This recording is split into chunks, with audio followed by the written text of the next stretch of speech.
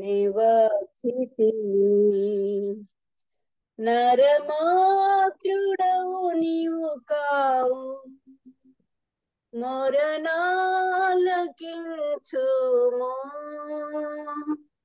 నరమాత్రుడవు నీవు కావు, మొరనాలకించుము. మనసార ప్రార్థించుచు యేసుని దరి చేరెదను. మనసార ప్రార్థించుచు యేసుని దరి చేరెదను. నీ పాద సన్నిధికి కృపామయా యేసయ్యా, నీ ప్రేమ కనుగొనుచు దేవా నివచితిని. ఆశాతో నీ ముఖమును నా శక్తితో చూడా, ఆశాతో నీ ముఖమును ఆసక్తితో చూడా, సిగ్గుపడనుగా నేను, నీ ప్రకాశం నాపై నుండా. సిగ్గుపడనుగా నేను, నీ ప్రకాశం నాపై నుండా. నీ పాద సన్నిధికి కృపామయా యేసయ్యా, నీ ప్రేమ కనుగొనుచు దేవా నివచితిని. జీవించి ఎదుగునట్లు జయ జీవితం బిమ్ము. జీవించి ఎదుగునట్లు జయ జీవితం బిమ్ము. ఫలించి వర్ధిల్లుటకై ప్రభువా నీ కృప నిమ్ము. ఫలించి వర్ధిల్లుటకై ప్రభువా నీ కృప నిమ్ము. నీ పాద సన్నిధికి కృపామయా యేసయ్యా, నీ ప్రేమ కనుగొనుచు దేవా నివచితిని. సియోను మూలరాయి అయ్యున్న ప్రభువా, సియోను మూలరాయి అయ్యున్న ప్రభువా, కలతాను చెందక నేను నీకై కనిపెట్టెదను. కలతాను చెందక నేను నీకై కనిపెట్టెదను. నీ పాద సన్నిధికి కృపామయా యేసయ్యా, నీ ప్రేమ కనుగొనుచు దేవా నివచితిని. నీ ప్రేమ కనుగొనుచు దేవా నివచితిని. హల్లెలూయా. ప్రభువుకు స్తోత్రం. వందనాలమ్మా, చక్కటి పాట పాడి వినిపించారు. సత్యవేదమని వందనాలు చెల్లిస్తున్నాం. ఎస్తేర్ ప్రేయర్ వందనాలు. ఇప్పుడు మన శాంత సత్యనారాయణ గారు మనకి సాక్ష్యం అందిస్తారు.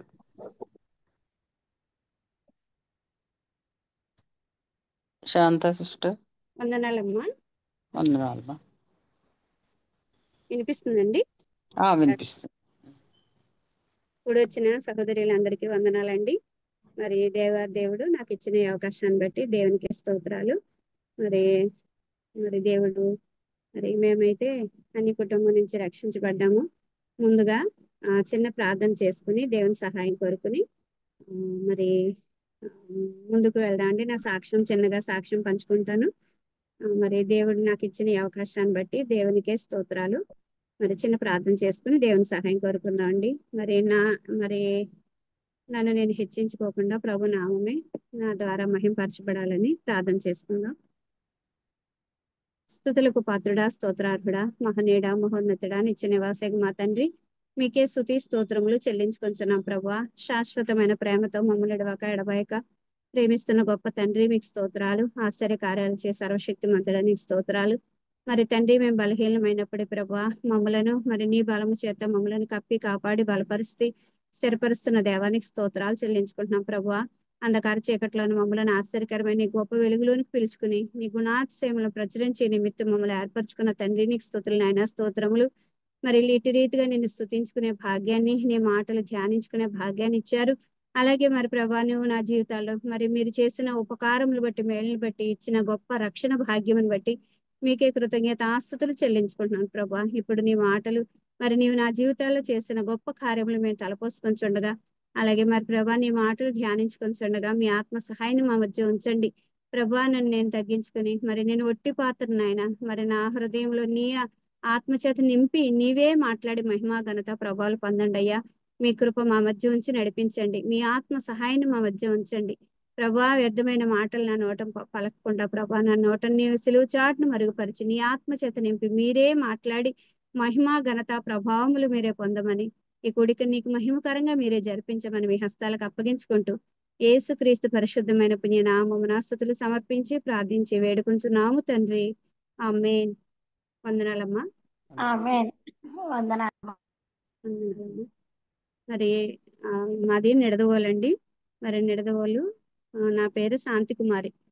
మా వట్టూరి శాంతి కుమారి. మేము కాపుల నుంచి రక్షించబడ్డాము. మరి అన్య కుటుంబం నుంచి దేవుడు మమ్మల్ని ప్రత్యేకపరుచుకుని ఆయన బిడ్డలుగా స్వీకరించుకుని ఆయన కృపా కనికరము మా పక్షాన ఉంచి నడిపిస్తున్నాడు. మరి నిజంగా మరి నిడదవోలు మేము వెళ్ళే సంఘము జీడియం క్రిస్టియన్ అసెంబ్లీ. మరి జీడియం అంటే మరి ఇక్కడ మిషనరీస్ సెట్టిపేట వచ్చి ఇక్కడ మాకు ఇక్కడ స్థానిక సంఘాన్ని ఏర్పరిచి నడిపించిన మరి అక్కడ మరి పేరు కూడా వాళ్ళే పెట్టారు. మరి జీడియం అంటే గోదావరి డెల్టా మిషన్ అని. మరి ఇక్కడ మాకైతే సంఘము పెద్దలే నడిపిస్తారండి. మరి కొంతమంది పెద్దలే ఏర్పరచబడి దేవుడు ఏర్పరచుకుని మరి సంఘ పెద్దలే నడిపిస్తారు. కాపరంటూ విడిగా ఉండరు, కానీ సంఘ పెద్దలే నడిపిస్తారండి. మరి మేమైతే మరి ముందుగా విగ్రహారాధన చేసే కుటుంబం నుంచి వచ్చిన వాళ్ళం. మరి దేవుడు మమ్మల్ని ప్రత్యేకపరుచుకుని మరి దేవుడు ఏర్పరచుకుని మమ్మలను మరి ఈ రీతిగా ఆయన స్తుతించే విధంగా ఆయన పరిచయం చేసి ఆయన పని పాత్రగా వాడుకుంటున్నాడు. అంటే దేవుని మహాకృప, ఆయన కృపా కనికరం మా పక్షాన ఉంచి మమ్మల్ని రక్షించుకుని ఆయన బిడ్డలుగా స్వీకరించుకున్నాడు. మరి మొదటిగా అయితే మా నానమ్మ గారు రక్షించబడ్డారండి మా కుటుంబంలో. మరి నానమ్మ గారు అయితే మరి ప్రభువులోకి వచ్చిన కొత్తలో అయితే, ఇప్పుడైతే లేరు, ప్రభు సన్నిధికి వెళ్ళిపోయారు. మరి ప్రభుని తెలుసుకున్నాక ఒక సహోదరి ద్వారా మరి ప్రభుని తెలుసుకున్నాక మరి మందిరానికి వెళ్ళే ఫస్ట్ లో మా తాతయ్య గారు చనిపోతే మరి చాలా శోధన పరిస్థితి, కష్టమైన పరిస్థితి. నువ్వు మందిరానికి వెళ్ళి మరి నీవు బొట్టు తీసేసావు, దానివల్లే మరి ఇలాగా భర్త చనిపోయాడని చాలా విపరీతమైన బాధ పెట్టినా కానీ, అంటే నువ్వు ఎలా చెప్తున్నావు అంటే, మా నాన్నమ్మ గారు నన్ను మరి ముందుగా ఎవరైనా పెద్దవాళ్ళైనా ఎవరి దగ్గరైనా ముందు వాళ్ళ సాక్ష్యం, రక్షణ సాక్ష్యం, వాళ్ళ అనుభవాన్ని ముందుగా తీసుకుంటానండి. మరి అలా అడిగినప్పుడు తన సాక్ష్యం పంచుకుంది. మరి నిజంగా అప్పుడు చాలా బాధ, వేదన పరిస్థితులు, కష్టమైన పరిస్థితులే. అటువంటి పరిస్థితిలో కూడా నిలిచింది. ఆ నా ప్రభు నన్ను మరి నడిపిస్తాడు, నా కుటుంబాన్ని పోషిస్తాడని ప్రభుని గట్టిగా పట్టుకున్నది. అలాగే ఈ లోకంలోది కాదు, పరలోకం అనేది నాకు ఉంది అనేది తన విశ్వాసం ఇచ్చింది. మరి అప్పుడులో చదువు లేకపోయినప్పటికీ కూడా మా కొరకు అందరి కొరకు ప్రార్థన చేస్తూ ఉండేది. మరి చాలా మరి అప్పుడైతే చాలా నిష్ఠగా మరి ఎవరైనా ఒక ఫంక్షన్ చేసుకున్న ఆ రోజంతా ఏమి తినకుండా అలా ఉండిపోయేది. చాలా మరి నిష్ఠగా ఉండేది ఎక్కువగా. మరి ప్రభువుని ఎక్కువగా మరి మా అందరి కొరకు ప్రార్థన చేసేది. ప్రతి విషయంలో కూడా ప్రార్థన చేసేది.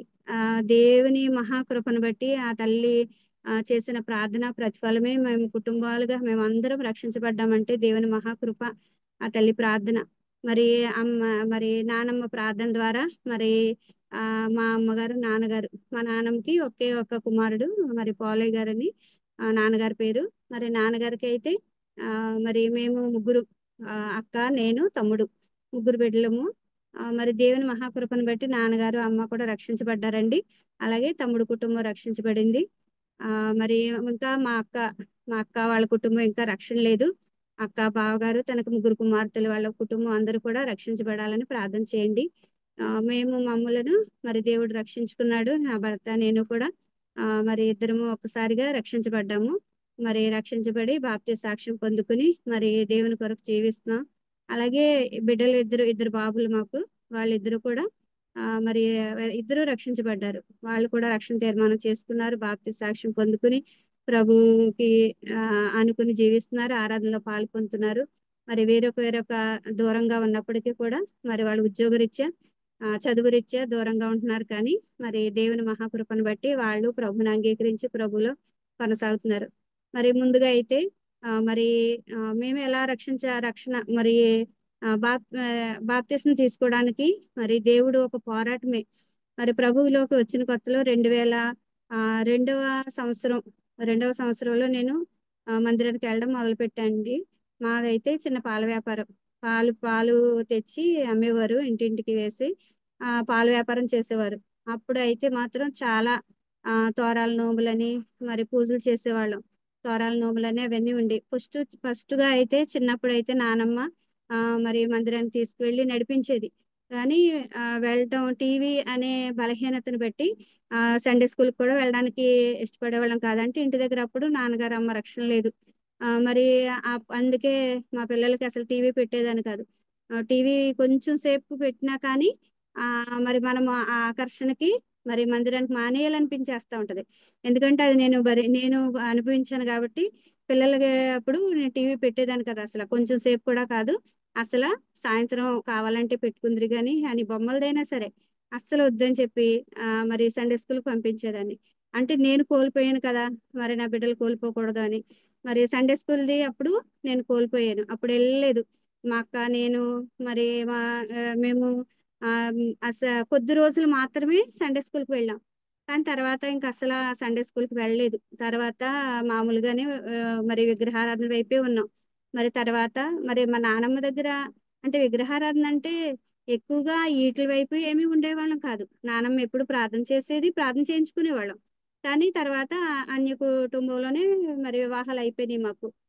మరి వివాహాలు అయిపోయిన తర్వాత కూడా మరి విగ్రహారాధన మొదలుపెట్టిన ప్రార్థన మరి ఉదయం లేచిన వెంటనే ప్రార్థన చేసుకునేవాళ్ళం, పడుకునేటప్పుడు ప్రార్థన చేసుకునేవాళ్ళం. కానీ రక్షణ అనేది మాకు లేదు. పరిపూర్ణమైన రక్షణ ఏంటో, ఆ పరలోక మార్గం ఏంటో, ఆత్మ నడిపింపు అసలు ఏమీ తెలియదు. ప్రార్థన ఒకటే, ప్రభువు సహాయం చేసేవాడు, రోజంతా కాపాడేవాడు, అంతవరకే. ఉదయకాలంలో ప్రార్థన చేసుకునేవాళ్ళు, రాత్రికాల సమయంలో ప్రార్థన చేసుకునేవాళ్ళు. మరి భర్త అనుసరించి పూజలు చేసేసేవాళ్ళు. కానీ ఇది అంతా ఏంటంటే ఆ హృదయంలో మాత్రం ప్రభువుని యేసయ్య ఉండేవాడు అంతవరకు. మరి ఆయన ప్రార్థన ఒకటే చేసుకునేవాళ్ళు, ఏ అవసరమైనా ఏదైనా.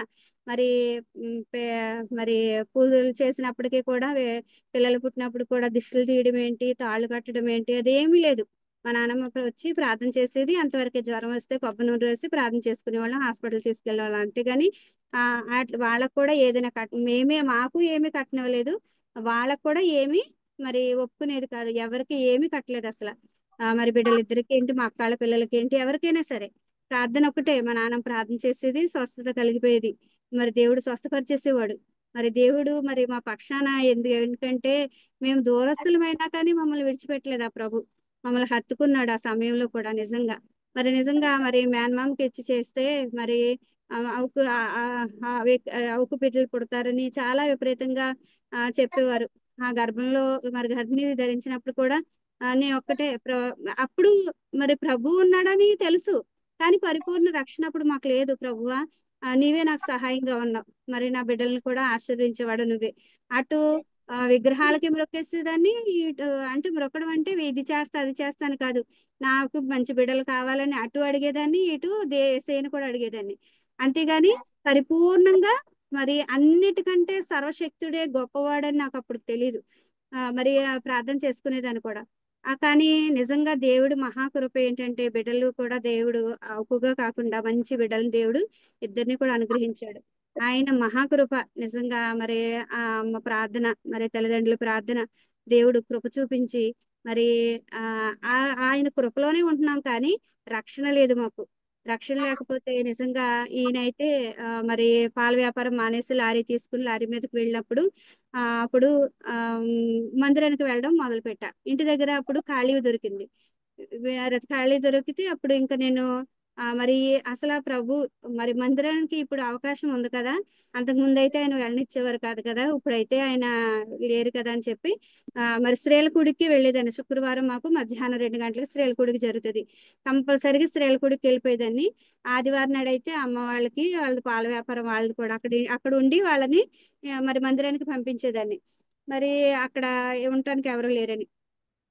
ఆ సమయంలో మరి అక్కడ మరి దేవుడు దేవా ఈరోజు నాతో మాట్లాడు, నాకు మరి రక్షణ కావాలి అని చెప్పి మందిరానికి వెళ్తా ఉన్నప్పుడు మా తమ్ముడికి మ్యారేజ్ అయింది. పాప మరి కుమార్తె, మరి మా మరదలైతే రాజీ వాళ్ళ నాన్నగారు సేవ చేస్తారు. మరి ఆ మాయ గారు అయితే వాళ్ళు ఎప్పుడు ప్రార్థన పెట్టించుకున్నా మరి ఈయన వెళ్ళడానికి ఒప్పుకోకపోతే వాళ్ళు ప్రార్థన పెట్టించుకుంటున్నారు, స్తుతి కొడుకు పెట్టుకుంటున్నారు, మరి వెళ్ళాలి, వెళ్తాను, ఏం బాధపడతారు అని చెప్పి ఏదో ఒకటి చెప్పేసి వెళ్ళిపోయేదాన్ని. ఎప్పుడు మీటింగ్స్ పెట్టినా ఏదో ఒకటి వంక చెప్పుకుని వెళ్ళిపోయేదాన్ని. వెళ్ళిపోతే అక్కడ దేవుడు మాట్లాడేవాడు నిజంగా. మరి నీవు మరి ఆ దేవుణ్ణి అంగీకరించి రక్షించబడి దేవుని మందిరానికి వెళ్ళి రక్షించబడ్డావు, నువ్వు పరలోకం వెళ్తావు. ఇద్దరు తిరుగులు విరుచుండగా మరి ఇద్దరు ఒకరు ఎత్తబడతారు, ఒకళ్ళు విడవబడతారు. మరి అలాగే మరి మంచం మీద ఉన్న ఒకళ్ళు ఎత్తబడతారు, ఒకళ్ళు విడవబడతారు. మరి కానీ మరి నీవు రక్షించబడ్డాక నీ భర్త రక్షించబడకపోతే మరి ఆయన విడవబడి అగ్నిలో ఉంటే నీకు సంతోషమా అని దేవుడు మాట్లాడాడు. మాట్లాడినప్పుడు నిజంగా మరి దేవుని మహాకృపను బట్టి మరి ఉపవాసం ఉండి ఒక్కరోజే నీ భర్త కొరకు ప్రార్థించావా అని దేవుడు అడిగినప్పుడు మరి అప్పటి నుంచి ఉపవాసం ఉండి ఒక్కరోజు, వారానికి ఒక్కరోజు ఉపవాసం ఉండి ప్రార్థన చేయడం మొదలు పెట్టాను. అప్పుడు నిజంగా మరలా డిసెంబర్ వచ్చేటప్పటికి ప్రభువా మరి మేమిద్దరము రక్షించబడాలి. ముందుగా దేవుడు నన్ను రక్షించుకున్న వాక్యం ఏంటంటే నాకు ఎక్కువ డౌట్స్ వస్తూ ఉండేవి. ఏంటి, ఆకాశం ఎలా పుట్టింది, భూమి మీద ఉన్నవన్నీ ఎలా వచ్చినాయి, ఇవన్నీ కూడా ఏదో ప్రశ్నలు. ఇవన్నీ కూడా మరి బైబిల్లోనే నిజంగా మరి రాయించిన వాక్యం దేవుడు మొదటి ఆదిలో ఎలాగున్నాయి అన్ని కూడా రాయించినప్పుడు నాకు చాలా ఇష్టం. అవన్నీ చదువుతానే ఉండేదాన్ని. ఎక్కువ ఆదికాండం ఎక్కువ చదువుతానే ఉండేదాన్ని. అందులో మరి భూమి సృష్టించడం ముందు శూన్యంగా ఉండేది, దేవుడు ఎలా సృష్టించాడు, అసలు అది తలంచుకుంటేనే చాలా సంతోషం అనిపిస్తుంది. కానీ నిజంగా మరి మొదటిగా నేను రక్షించబడింది ఏంటంటే రాజారావయ్య గారు, తిమ్మసముద్రం రాజారావయ్య గారు వచ్చినప్పుడు మావయ్య గారు వాళ్ళు మీటింగ్స్ పెట్టించారు. అప్పుడు అయ్యగారు వచ్చినప్పుడు మరి ఒకటి ఏంటి, ఆశ్చర్యకరుడు, ఆలోచనకర్త, బలవంతుడైన దేవుడు, నిత్యుడగు తండ్రి, సమాధానకర్తగా అధిపతి, మరి ఆ వాక్యము మరి వివరణ ఇచ్చారు. అప్పుడు మరి ఆశ్చర్యకరుడు అనే దానికి ఆయన గొప్ప ఆశ్చర్యకార్యము, ఆయన ఆకాశాన్ని సృష్టించాడు. అసలు నాకు మొదటిగా కావాల్సిందే ఆయన సృష్టి గురించి తెలుసుకోవడం. దేవుడు నిజంగా ఆయన సృష్టి గురించి చూపించాడు ఆ రోజు. నిజంగా ఆయన సృష్టి గురించి ఆయన ఎంత ఆశ్చర్యకరుడు, ఎంత గొప్ప కార్యం చేస్తున్నాడు అని ఆ రోజు విన్న వాక్యానికి దేవుడు నా హృదయాన్ని ఇంకా హత్తుకుని అసలు నాకు ఆ రోజు ఇంకా అసలు ఎప్పుడు నుంచి ఆ రోజు నుంచి ఎప్పుడు కూడా అసలు వాక్యము ఎవరైనా చెప్తున్నారు అంటే అసలు ఇంకా అలాగా మరి ఎక్కడైనా ఎవరైనా వెళ్ళినా కానీ మీటింగ్స్ అనేటప్పుడు అక్కడికి వెళ్ళిపోయేదాన్ని. అంటే అంతగా దేవుని వాక్యం అంటే అంత ఇష్టము. ఆ రోజు హృదయాన్ని తెరిచిన దేవుడు, ఆ హత్తుకున్న దేవుడు ఎప్పుడు కూడా మరి నాకు మరి విడిచిపెట్టలేదు ఆయన. నిజంగా ప్రతి విషయంలో వాక్యం అనేటప్పటికి అంతగా నా హృదయం అలా వెళ్ళిపోతుంది అంతే. కానీ నిజంగా మరి ఆ రోజు ఆ అయ్యగారు వాక్యం చెప్పినప్పుడు ఆయన ఆయన ద్వారా దేవుడు మాట్లాడాడు. మాట్లాడినప్పుడు ఆ హృదయాన్ని తాకి ఆ వాక్యం ద్వారా నేను ఇంకా అస్సలు ఇంకా వాక్యం వినాలి, ఇంకా వాక్యం వినాలని చాలా ఎక్కువగా మరి ప్రభు వైపు చూడడానికి దేవుడు కృప చూపించాడు. మరి దేవుడు హత్తుకున్నాడు అంతే. నేను ఆ వాక్యాన్ని బట్టి నేను ఒక్కటే ఎక్కువ స్త్రీలలో లూదియా స్త్రీని ధ్యానం చేసుకుంటాను, అన్వయం చేసుకుంటూ ఉంటాను. లూదియా స్త్రీ ఎంతగానో విన్నది కనుకనే ఆ ఆ హృదయం తెరవబడింది. అలాగే దేవా నువ్వు నన్ను నా హృదయాన్ని కూడా తెరిచావు కదా అని ప్రభుని స్తుతిస్తా ఉంటాను. మరి నిజంగా మరి ఆమె విన్నది ఆమె విడిచిపెట్టలేదు. మరలా ఇంటి వారిని కూడా తన వద్దకు నడిపించుకుంది కదా. అలాగే నా ఇంటి వారందరూ కూడా రక్షించబడిపోవాలి అని ఇంకా అసలు మరి ఒక ఒక స్త్రీ గురించి మనం విన్నామంటే ఆ స్త్రీ గురించి మరి అందులో ఉన్న మేలేంటో వెతుక్కుని మనము మరి వాటి కొరకు మనం ప్రార్థన చేసుకుంటే నిజంగా మన ఇంట్లో ఆ జీవితాన్ని దేవుడు కార్యం చేస్తాడు. మరి అది అన్వయం చేసుకుని ప్రార్థన చేసుకునేదాన్ని. నిజంగా అప్పుడు దేవుడు ఆ ఆ రాజరవయ్య గారి ద్వారా మాట్లాడిన ప్రతి మాటలను బట్టి, అంతేకాకుండా ముందుగా విగ్రహారాధన చేసేటప్పుడు టైంలో మరి మాయ గారి ఇంటికి వచ్చినప్పుడు అమ్మ నువ్వు నీ హృదయం ప్రభుకి ఇచ్చావు సంతోషం, కానీ మరి ఈ చేతులతో చేస్తున్నాను ప్రభువా, ఈ చేతులను క్షమించు. మరి నా భర్త నేను నీ మందిరానికి రావాలంటే వీటి నుండి విడుదల కలగాలంటే మరి ఆయన్ని మార్చు అని నువ్వు అడిగినప్పుడు మరి దేవుడు నిన్ను మారుస్తాడని చెప్పి మా అయ్యగారు చెప్పేవారు. నిజంగా అసలు అప్పట్లో నేను ఎలా ప్రార్థన చేయాలో కూడా నాకు తెలిసేది కాదు. మరి అలా చెప్పినట్లుగానే ప్రభువా మరి విగ్రహాలను ఆరాధిస్తున్నాము. మరి ఆ రోజు తోరాల నోములైనప్పుడు మరి ప్రార్థన ఉపవాసం ఉండాలి. మరి ఆ రోజు నేను నీ కోసం ఉపవాసం ఉంటున్నాను. ఈ విగ్రహాలకు పూజ చేస్తున్నాను కానీ ఈ ఎదురుగుండా ఉన్నా కానీ నేను నిన్నే స్మరిస్తున్నాను ప్రభువా అని ఆ మనస్సుతోటి ప్రభుని ఆరాధించుకునేదాన్ని. సాగిలపడాలి అక్కడ. సాగిలపడినప్పుడు కూడా ప్రభువా నా ఎదుట నువ్వే ఉన్నావు, నీకే సాగిలపడుతున్నా. ఈ చేతులతో చేస్తున్న అన్ని కూడా అన్ని వ్యర్థమైనవి. కానీ ప్రభువా నీవే నా భర్తను రక్షించు, మేమిద్దరం నీకు సాక్షిగా ఉండాలి, ఇద్దరం బాప్తిస్మ సాక్ష్యం పొందుకుని మరి నీ కొరకు పరిచయం చేసే బిడ్డలుగా మమ్మల్ని ఏర్పరచుకో తండ్రి అని మరి దేవుని దగ్గర మొరపెట్టుకుంటే నిజంగా మరి దేవుడు మరి ఆ ఆ సమయంలో అయితే చాలా కొంచెం ఇబ్బంది పరిస్థితులు అయినప్పటికీ ఆయన ఇబ్బంది పెట్టినప్పటికీ అసలు దేవుని కృప చూపించాడు అంతే. ఒక్కటే ప్రార్థనే ఆయుధం, ప్రార్థనే ఇంకా ప్రభువుని అడుగుతానే ఉండేదాన్ని. తలకు నూనె రాసిన ప్రభుని అడుగుతానే ఉండేదాన్ని, ప్రభువా ఆయన్ని మార్చు. ఏమైనా ఎవరినైనా క్రైస్తవులను తిట్టినప్పుడు ప్రభువా ఆయన తప్పుని నా తప్పుగా మరి క్షమించి మరి ఆయనతే క్షమించి రక్షించు ప్రభువా, మమ్మల్ని రక్షించు ప్రభువా, ఏమైనా తప్పుగా మాట్లాడినా క్షమించు ప్రభువా. నిజంగా మరి ఇవన్నీ ఎలా తెలిసినాయి అంటే స్త్రీల మీటింగ్కి వెళ్ళినప్పుడు అబీగైల్ గురించి చెప్పినప్పుడు తన తప్పుని నా తప్పుగా ఎంచి మరి అడ్డుగా నిలిచి తనకు ఇంటిని రక్షించుకుంది కదండి. ఆ వాక్యం విన్నప్పుడు అంటే మనకి జ్ఞానం ఎక్కడో రాదు, దేవుని వాక్యం ద్వారానే వస్తుంది. అప్పుడు నిజంగా అది ఎత్తు పట్టుకుని ప్రభువా నా భర్త తప్పు మరి అడుగుతున్నా, క్షమించు తండ్రి, భర్తను బట్టి క్షమించు తండ్రి, మరి ఆయన రక్షించు ప్రభువా, ఏ తప్పు నోటితో వచ్చినా కానీ క్షమించు ప్రభు అని ప్రార్థన చేసుకునేదాన్ని. అంటే నా హృదయంతోనే మరి ప్రార్థన చేసుకునేదాన్ని. ఏదైనా బూతులు తిట్టినా కానీ ఏదైనా ఎటువంటి విషయంలో అయినా పాపాన్ని ఒప్పుకుంటూ ప్రార్థన చేసుకుంటే నిజంగా దేవుని మహాకృప ఏంటంటే మరి లారీ తీసుకుని ఆయన లారీ మీదకి సొంతంగా లారీ తీసుకుని లారీ మీదకి వెళ్ళేవారు. వెళ్ళినప్పుడు మరి నేను ఇంకా అప్పుడు మందిరానికి వెళ్ళడానికి అవకాశం కుదిరి వారం వెళ్ళిపోయేదాన్ని. శుక్రవారం మందిరానికి వెళ్ళిపోయేదాన్ని. అప్పుడు దేవుడు ఈ రోజు నాతో ఏం మాట్లాడుతున్నా మరలా రోజంతా ఇంటి దగ్గర ప్రార్థన చేసుకుంటానే ఉండేదాన్ని. మళ్ళా శుక్రవారం ఏ రోజు నాతో ఏం మాట్లాడుతున్నావు ప్రభు అని మందిరానికి మరి నడుచుకుని వెళ్ళిపోయేదాన్ని. దేవుడు నిజంగా ఎంతగా కృప చూపంటే పిల్లలకి ఉదయం స్కూల్కి పంపేసి క్యారేజీలు పెట్టేసి నేను మందిరానికి వెళ్ళిపోయేదాన్ని. అలా దేవుడు మరి స్త్రీల మీటింగ్ లోనే దేవుడు వాక్యం ద్వారా దేవుడు ఇంకా మరి మాట్లాడి దేవుడు బలపరిచాడు. ఆ తర్వాత ఉపవాస ప్రార్థన చేసుకున్నప్పుడు దేవుడు మహాకృప చూపించి మరి లారీ మీద అస్సాం వెళ్ళారు ఆయన. అప్పుడు లారీ డ్రైవరు క్లీనర్ కూడా దేవుని నమ్ముకున్న వాళ్ళిద్దరూ మరి అక్కడ మందిరానికి తీసుకువెళ్తే మరి అక్కడ మందిరంలో అందరూ కలిసి ప్రార్థన చేశారు. ప్రార్థన చేసినప్పుడు ప్రార్థనలో నా హృదయం అంతా తేలికైపోయింది. దేవుడు నిజంగా నీకు ఎంతో నెమ్మదిచ్చాడు అని ఫోన్ చేశారు ఆ రోజు. ఫోన్ చేసి మనం ఇంకా మరి ప్రార్థన చేసుకుందాము, విగ్రహాలను తీసేద్దాము అని చెప్పి ఫోన్ చేశారు. అసలు ఫోను వింటే అసలు ఇవి నా చెవులేనా, నేనే వింటున్నానా అన్నంత మరి అంత సంతోషం కలిగింది. ఇంతకీ అసలు దేవుని గొప్ప కార్యము ఏంటంటే, మనం నాలుగు గోళ్ల మధ్యలోనే ప్రార్థన చేస్తాం కానీ ఆయన ఆలకించే దేవుడు.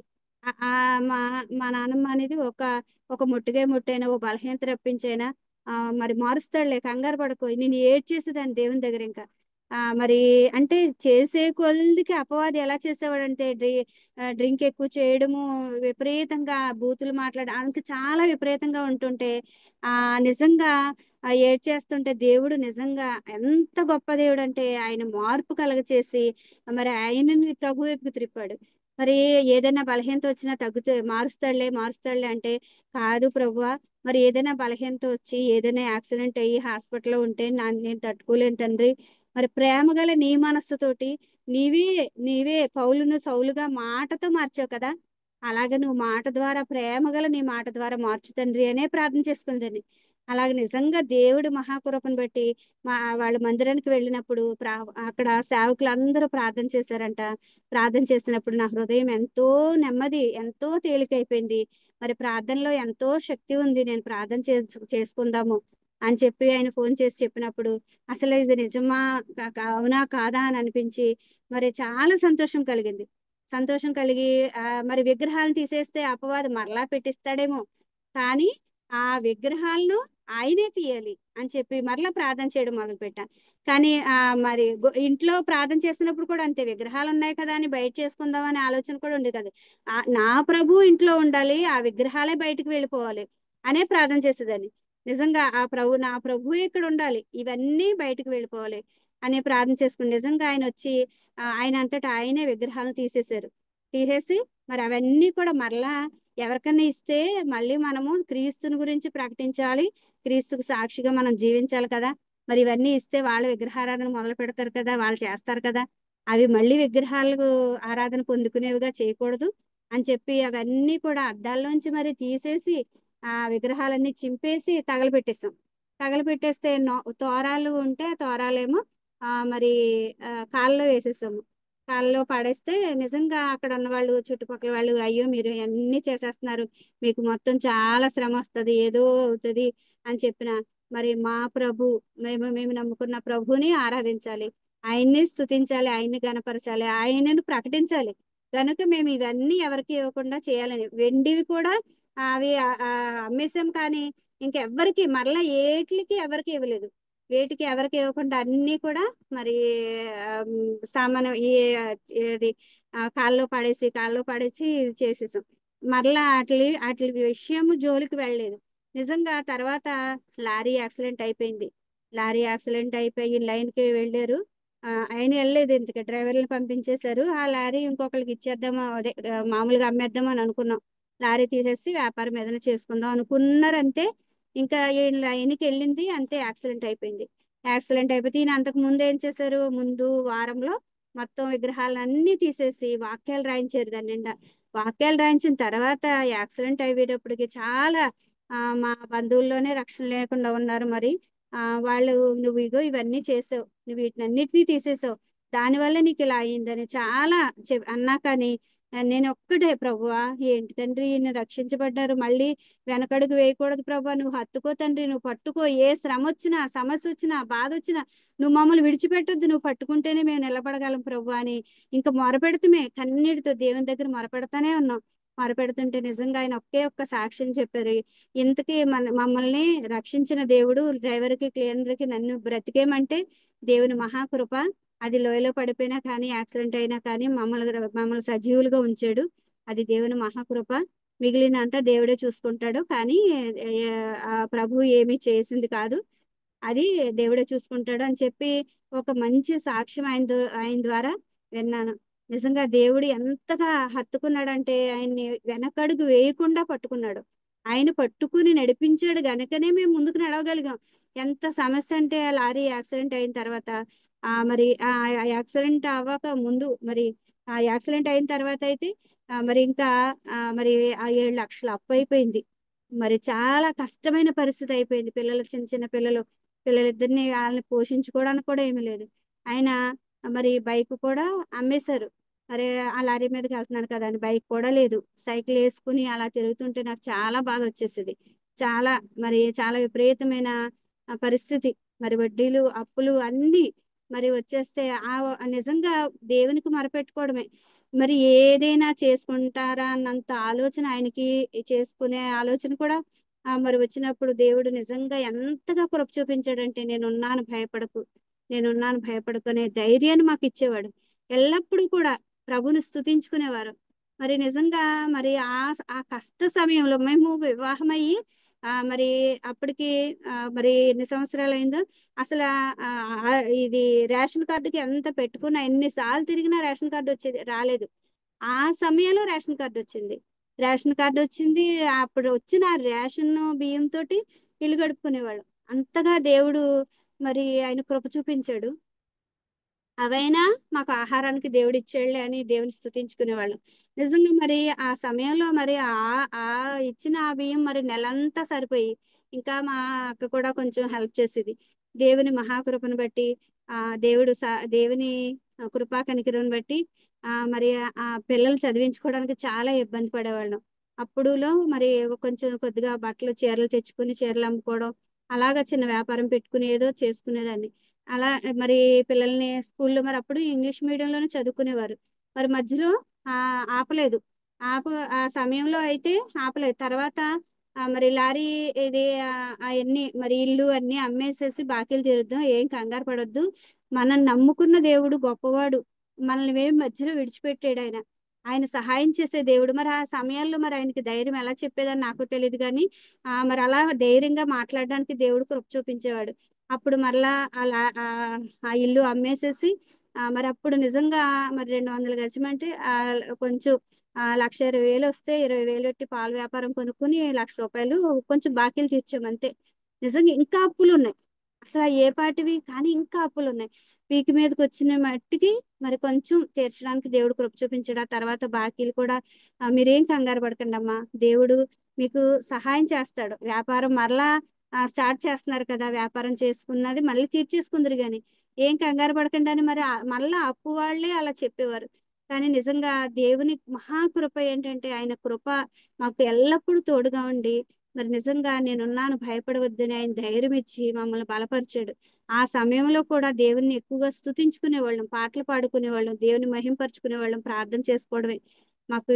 మరి ఆ లైన్కి వెళ్ళి రావడం, ఇంటి దగ్గర ప్రార్థన చేసుకోవడం, పిల్లల్ని స్కూల్కి పంపించి ఆ సమయంలో తర్వాత మరి ఒక చిన్న డైరీ కింద పెట్టుకున్నాం, పాల డైరీ కింద పెట్టుకున్నాక అందులో కొంచెం వ్యాపారం బాగానే ఉంది. అలాగ రన్నింగ్ అవుతుండగా కొంచెం బాకీలు తీరిపోతున్నాయి అనే టైంలో మళ్ళీ ఈయనకి చికెన్ గున్యా జ్వరం వచ్చి మరి చాలా విపరీతమైన కష్టమైన పరిస్థితి అయిపోయింది. మరలా దారులన్నీ మూసుకుపోయి ఇంకా రన్నింగ్ అవటం ఆగిపోయింది. ఈ అప్పులు కొంచెం ఉండిపోయినాయి. ఇంకా అవి అలాగే వడ్డీలు కట్టుకొస్తున్నాం. ఇంకా ఇబ్బంది అయిపోయింది. నిజంగా మరలా మరి అక్కడ మరి డైరీ అంతా కూడాను మరి అసలు పాలు కూడా రన్నింగ్ అవ్వడం కూడా ఆగిపోయింది. ఈయన తెచ్చే దారి లేదు. అలాగే ఎన్ని 2 నెలలు ఆయన లైన్కి వెళ్ళకపోవడంలో వ్యాపారం అంతా పోయింది. అప్పుడు మళ్ళీ అక్కడ మేము బ్రతకడానికి కష్టమైపోయి తర్వాత ఈయన లారీ అది ఉమ్, సిమెంట్ పని తాపి పనికి వెళ్ళారు. మరి కొంచెం చాలా ఇబ్బంది పరిస్థితులు అయినాయి. అయినప్పటికీ కూడా మరి దేవుడు కృప చూపించాడు. మరి ముఖ్యంగా మరి మేమిద్దరం ఎప్పుడు రక్షించబడ్డామంటే మరి అది మర్చిపోయిన అది బాప్తిస్మ సాక్ష్యం పొందుకున్న సమయం చెప్పలేదు. మేము డిసెంబరు 26వ తేదీ 2004 సంవత్సరంలో ప్రభు మమ్మల్ని మరి రక్షించుకున్నాడు. ఆయన 2002లో అయితే నేను ప్రభుని అంగీకరించి ప్రభు కొరకు మరి తీర్మానం చేసుకుని ప్రభు వైపు చూస్తుండగా మరి 2003లో మరి ఉపవాస ప్రార్థన స్టార్ట్ చేయడం మొదలు పెట్టా.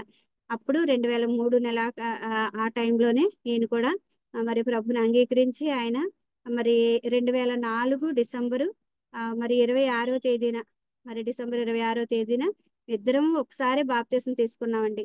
ఇద్దరు దేవుడు కృప చూపించి బాప్తిసం ఇచ్చాడు.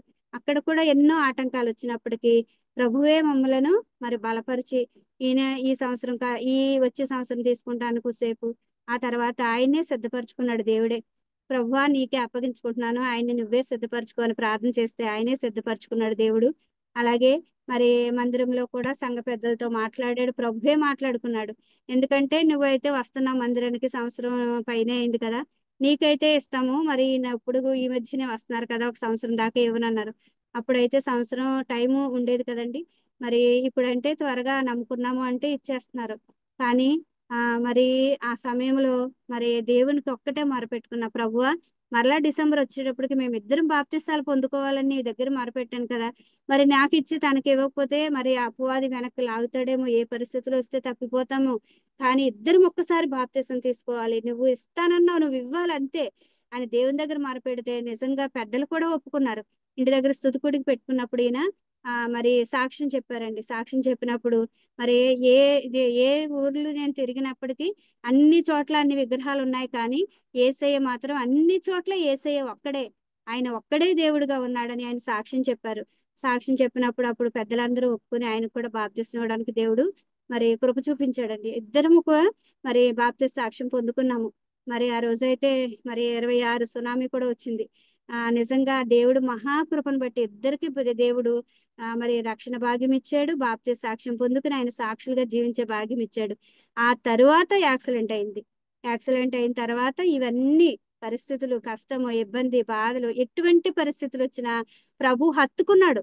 ఆయన హత్తుకున్నాడు గనుకనే మేము ముందుకు సాగగలిగాం.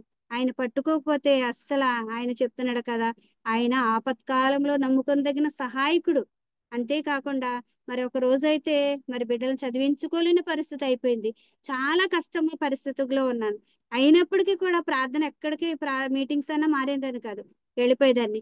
మరి ఒక చోట మరి ఆ ఆ మరి సెట్టిపేటలో మీటింగ్స్ స్త్రీల గుడికి జరుగుతున్నది, క్రిస్మస్ గుడికి జరుగుతున్నప్పుడు అక్కడికి వెళ్ళినప్పుడు అసలు అక్కడ ప్రభువా మరి నా పరిస్థితి అంటే నా హృదయం అంతా దుఃఖంతోనే ఉంది, కానీ ఎలా ఉన్నా కానీ ప్రభు వైపు చూస్తే చాలు నెమ్మది పరిచేస్తాడు కదా. అసలు నిజంగా ఆ సమయంలో క్రిస్మస్ అంటే వేరే వాక్యం చెప్తారు, కానీ దేవుడు నాతో ఏం మాట్లాడంటే మరి దుఃఖమునకు ప్రతిగా ఆనందాన్ని, మరి బూడిదకు ప్రతిగా పూదండనిస్తాను, నీకు స్తుతి వస్త్రాన్ని ఇస్తాను, నేను నీకోసం దిగి వచ్చానని మరి యెషయా గ్రంథంలో ఉంది కదండి, ఆ వాక్యాన్ని ఇచ్చాడు. ఆ వాక్యంతో దేవుడు మాట్లాడుతున్నప్పుడు నిజంగా దేవా నా దుఃఖాన్ని నువ్వు చూస్తున్నావు కదా, నా బాధను చూస్తున్నావు కదా, పరిస్థితి చూస్తున్నావు కదా, నాకు ఆనందాన్ని ఇస్తానన్నావు, నాకు అది సంతోషము ప్రభు అని దేవుని ఎంతగానో అప్పుడు స్తుతించేశాను. హృదయం అంతా తేలికైపోయింది, నిజంగా నెమ్మది ఇచ్చేసింది. నిజంగా పరిస్థితులు మారిపోయినాయా, కానీ మారుస్తాడనే విశ్వాసం. మరి హన్న మందిరంలోకి వెళ్ళి ప్రార్థన చేసినప్పుడు వెంటనే గర్భిణి అక్కడ వచ్చేసింది లేదు కదా, హృదయం అంతా కుమ్మరించుకుంది. ఆ దుఃఖానంతా అక్కడ విడిచిపెట్టేసి సంతోషంతో ఇంటికి వెళ్ళింది. దేవుడు ఆమె ఆ విశ్వాసాన్ని చూశాడు దేవుడు. నిజంగా దేవుడు అంత గొప్ప దేవుడు. నిజంగా ఆ సమయంలో మాట్లాడినప్పుడు ప్రభుని స్తుతించుకున్నాను. ప్రభుని స్తుతించుకుని ఇంటికి వచ్చిన తర్వాత కూడా మరి కొద్దిది అంటే వెంటనే మారిపోదు. ఇప్పుడు దావీదు మరి నువ్వు రాజు అవుతావు అని దేవుడు అభిషేకం చేసిన తర్వాత ఎన్ని సమస్యలు, పరుగులు, మరి కొండలంతా పరుగు పెట్టాడు, ఎంత పరిస్థితులు, కష్టమైన పరిస్థితులు, తర్వాత రాజుగా అయ్యాడు. అలాగే మరి యోసేపు కూడా మరి ఎంత పరిస్థితులు, గుంటలో వేయబడ్డాడు, ఎన్నో పరిస్థితులు. అంటే ఒకటి మన వాక్యం ద్వారా దేవుడు మనల్ని ఎంతగానో బలపరుస్తూ ఉంటాడు. నీకు వాగ్దానం ఇచ్చిన వాడు నమ్మదగిన వాడు, నన్ను వాగ్దానం ఇచ్చిన వాడు, నాకు సహాయం చేసే దేవుడు ఉన్నాడు, ఎప్పుడు నన్ను ఈ పరిస్థితిలో ఉంచడు. మరి ఈ పరిస్థితిలో ఎదుటివారు కష్టంలో ఉన్నప్పుడు ఆ కష్టాల్లోనూ ఆ సహాయకులుగా మనం ఉండడానికి, ఆ కష్టాన్ని మనం అర్థం చేసుకోవాలంటే ఆ కష్టం మనం అనుభవిస్తేనే ఎదుటి వాళ్ళ బాధ, వారి నేను ఇలా ఒక బాధపడుతున్నాను, నేను కష్టంలో ఉన్నాను, నేను ఇలాగ తినటానికి కూడా ఇబ్బంది పడుతున్నానని ఎవరైనా చెప్పినప్పుడు మనం నోటితోనే ఓహో అలాగా అని చెబుతూ వింటాం అంతే, కానీ మన హృదయంలో ఎప్పుడు గుచ్చుకుంటది, మనం అనుభవించినప్పుడే మనకు గుచ్చుకుంటది. అవును కదా, నేను కూడా ఒకసారి బాధపడ్డాను కదా, వాళ్ళకి హెల్ప్ చేయాలి, ఆ అమ్మాయికి హెల్ప్ చేయాలి, ఆయనకి సాయం చేయాలి అని మన హృదయంలో నుంచి పుట్టడానికి మనం ఇప్పుడు శ్రమ పడతాం అంతే. కానీ ఆ శ్రమలో కూడా ప్రభుని హత్తుకోగలుగుతాం, ఇంకా ఎక్కువగా లోతుగా ఎదగడానికే. నిజంగా నేనైతే నాకైతే దేవుడు కృప చూపించింది ఏంటంటే ఆయనలో ఇంకా ఎదగడానికి దేవుడు కృప చూపించాడు, ఆయనలో ఇంకా హత్తుకోవడానికి దేవుడు కృప చూపించాడు. ప్రార్థన అనుభవాన్ని దేవుడు ఇచ్చాడు. నిజంగా నలగగొట్టబడిన ద్రాక్షాలు ఎంత మరి రుచికరమైన ద్రాక్షారసం వస్తుందో, అలాగే మనం నలగొట్టబడినప్పుడు, శ్రమలలో నలగొట్టబడినప్పుడు మరి మరి అగ్ని కొలిమిలో కాలుతున్న బంగారం ఎలా సువర్ణంగా మారుతుందో మనల్ని అలా మార్చుకోవడానికే అంతే. అంతేగాని ఈ శ్రమలు ఏ శ్రమ వచ్చినా కానీ ఆ శ్రమలలో మనం త్రుట్టిల్లిపోకుండా ఉండాలి అంటే ప్రభువుని హత్తుకోవాలంతే. ఆయన్ని మనం పట్టుకోవాలి. ఒకే ఒక్క ప్రార్థన, ప్రభువా నువ్వు నన్ను పట్టుకుంటేనే నేను నడవగలను ప్రభువా. ఈ పరిస్థితుల నుంచి ముందుకు వెళ్ళాలంటే మమ్మల్ని పట్టుకో ప్రభువా. మమ్మల్ని పట్టుకుని నడిపించు తండ్రి. మేము నిలవలేము, మేము బలహీనం, కానీ మా బలం ఇచ్చి నువ్వే నడిపించు ప్రభువా అని ప్రభువుని అడిగినప్పుడు నిజంగా దేవుడే మమ్మల్ని బలపరిచి స్థిరపరిచి నడిపించాడు. ఆయన కృప చూపించిన దేవుడిగా ఉన్నాడు. ఆ పరిస్థితిలో కూడా మరి దేవుడు నిజంగా ఎంతగానో సహాయం. ఒక రోజు అయితే మందిరానికి వెళ్తున్నప్పుడు మరి చాలా దూరంగా ఉండేవాళ్ళము. అప్పుడు మరి రిక్షాలు అయి ఉండేవి. మరి రిక్షా ఎక్కితే 10 రూపాయలు కానుకేస్తానికి ఉండవు కదా. మరి అని సరే ప్రభు అని చెప్పి ఒక 10 నిమిషాల ముందుగా నడుచుకుని వెళ్ళిపోయి మరి ఆ 10 రూపాయలు కానుక వేసి మరి తిరిగి మరలా నడుచుకుంటూ ఇంటికి వచ్చేసాం. నిజంగా ఒక్కటే, మనకు చివరి వరకు మనం పరీక్షిస్తాడు దేవుడు. నిజంగా నేనైతే అనుభవించిందే. కానీ అప్పటి నుంచి ఇప్పటి వరకు కూడా అంతగా లేకుండా దేవుడు ఎప్పుడు చేయలే. దేవుడు కృప చూపించాడు. అప్పుడు వ్యాపారం చిన్నగా, ఆ తర్వాత మరలా ఆ వ్యాపారం తీసేసి మరలా మేము మరి ఇక్కడికి మరి వేరే మేము అమ్మ వాళ్ళు ఉండే ప్లేస్ కాడికి మరి నిడదవోలులోనే అదొక ఏరియా, ఇదొక ఏరియా. మరి గణపతి సెంటర్ అని ఇటు సైడ్కి వచ్చేసాం. వచ్చేసిన తర్వాత మరి దేవుడు మహాకృపను బట్టి మరి ఒకటే, ఎంత నలుగుతున్నా కానీ సువార్త ప్రకటించడానికి మాత్రము వెళ్ళిపోయేదాన్ని. అక్కడి నుంచి ఇటు సైడ్కి వచ్చేసిన తర్వాత ప్రభువా మరి ఇప్పుడు వరకు అయితే వ్యాపారం వ్యాపారం అని వ్యాపారం చూసుకుంటూ ఉండిపోయాను. మరి నీ పనికి ముందుకు వెళ్ళాలి ప్రభు అని చెప్పి ఎటువంటి పరిస్థితిలో ఉన్నా నువ్వే నడిపించు అని చెప్పి మరి ఇక్కడికి ఒక్క నిమిషం అండి.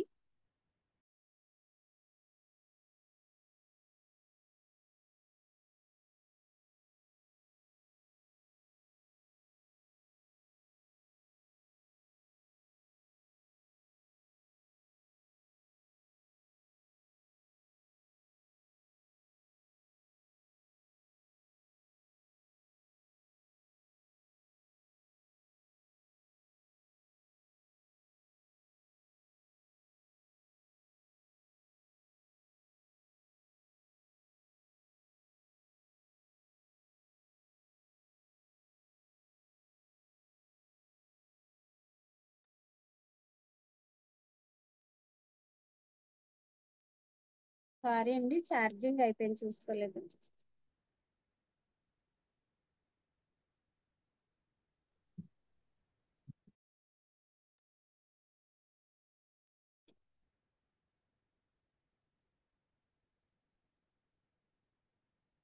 సరే,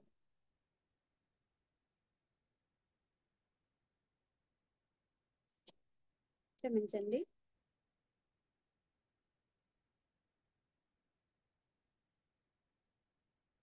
దేవుని మహాకృపను బట్టి మరి ఆయన మరి ఆ సమయంలో మరి పరిస్థితులు, కష్టమైన పరిస్థితులు, ఇబ్బంది లేని పరిస్థితుల్లో కూడా దేవుడు మమ్మలను మరి వెన్నంటి ఉండి ఆయన కృప చూపించి మరి ఆయన కృపా కనికరం ద్వారా ఎంతగానో, అలాగే మాకు సంఘంలో ఉన్న బిడ్డలందరూ కూడా ఎంతగానో ప్రార్థన చేసేవారు. మరి వాళ్ళందరి ప్రార్థన, దేవుని మహాకృప, అలాగే నా తల్లిదండ్రులు కూడా ప్రార్థించేవారు. మరి వారందరి ప్రార్థనలోనే నేను పడిపోకుండా మరి మేము మరి నా భర్త నేను కూడా మరి ఎక్కువగా ప్రార్థనలోనే గడిపేవాళ్ళం, ప్రార్థన చేసుకోవడం ఇంటి దగ్గర. అలాగే మరి మందిరానికి వెళ్ళడానికి దేవుడు కృప చూపించాడు. మరలా చిన్నగా మరి డైరీ పెట్టుకుని మరలా పాల డైరీ, మిల్క్ డైరీ పెట్టుకున్నాము. మరి ఆ చిన్న వ్యాపారం బట్టి మరి దేవుడు కృప చూపించి మరలా మరి నడిపించాడండి. మరి అలాగే పిల్లలిద్దరు చదువులు మరి దేవుడు కృప చూపించి పూర్తి చేశాడు. ఆ చదువులకు కూడా ఒక పోరాటమే. ఎందుకంటే మరి వాళ్ళ చదువులు ఆ టైంలో మరి మరి 10th పూర్తయిన తర్వాత కాలేజీలకు వెళ్ళాలన్నా మరి ఇద్దరికి మరి 8th క్లాస్ వరకు కూడా బిడ్డల్ని మరి ఇంగ్లీష్ మీడియంలో చదివించాం. మరి ఈ పరిస్థితుల నుండి మేము చదివించలేని పరిస్థితుల్లోనూ మరి మందిరంలో ఒక మాస్టర్ గారు మరి దేవుడు కృప చూపించి మరి సంజయ్ కుమార్ అంకుల్ అని ఆ అంకుల్ గారు అయితే మరి పిల్లలిద్దరిని గవర్నమెంట్ స్కూల్లో వేయడానికి మరి అక్కడ సార్లతో మాట్లాడి వేయించారు. అక్కడ ఎన్టీఆర్ స్కూల్లో మాత్రమే ఇంగ్లీష్ మీడియం ఉండేది. ఆ స్కూల్లో వేసిన తర్వాత వాళ్ళు ఒకటే మరి 10th దగ్గరలోకి వచ్చాడు. మరి 9th లో ఉన్నాడు పెద్ద బాబు, చిన్న బాబు 8th లో ఉన్నాడు. మరి ప్రభువా ఇదిగో నీ చేతుల్లో పెడుతున్నాను బిడ్డలని ఇద్దరిని, మరి వాళ్ళిద్దరూ కూడా రక్షించబడాలి. అలాగే మరి చదువులో అయితే వెనకబడకుండా నీవే బిడ్డలకు జ్ఞానం ఇచ్చి నడిపించి ప్రభు అని ప్రార్థన చేసి మరి గవర్నమెంట్ స్కూల్లోనే వేసేమనండి. అప్పుడు దేవుడి కృపను మహాకృపను బట్టి బిడ్డలిద్దరూ కూడా మంచి ర్యాంకులో 10th బిడ్డలిద్దరూ మంచి ర్యాంకులో పాస్ అయ్యారు. మరి దేవుడు కృప చూపించాడు. నిజంగా మరి మా ప్రక్కన వాళ్ళే మరి ఇంగ్లీష్ మీడియంలో చదివే బిడ్డలే మరి వాళ్ళకంటే ఎక్కువగా మార్కులు వచ్చినప్పుడు ఏంటి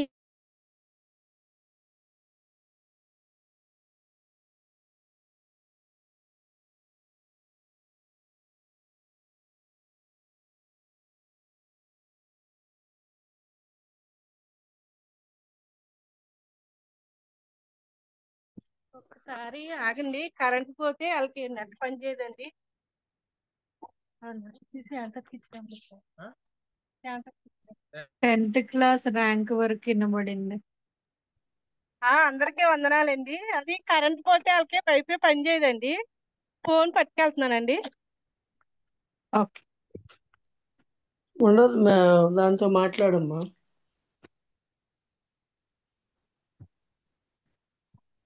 వీడియో లేకుండా అయినా మాట్లాడండి. అవును కదా. వీడియో లేకుండా మాట్లాడండి. అసలు మొత్తానికే పనిచేయదండి, వాళ్ళు వైఫై తోటే పనిచేస్తుంది దానికి ఫోను. వైఫై లేకపోతే రాదు. అదే ఇంకొక అమ్మాయి తీసుకెళ్తదండి, పక్కనే వాళ్ళ ఇల్లు, అక్కడ తీసుకెళ్తది. పాట పాడండి దెబోరా గారు, ఈ లోపల మీరు ఒక పాట పాడండి.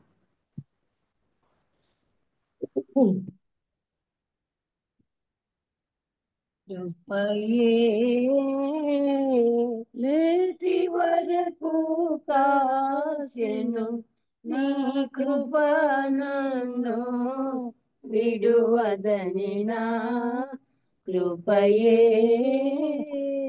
మనోనేత్రములు వెలిగించినందున యేసు పిలసిన పిలుపును మనోనేత్రములు వెలిగించినందున యేసు పిలసిన పిలుపును క్రీస్తు మహిమై శర్యమెటిదో పరిశుద్ధులలో చూపితివే కృపయే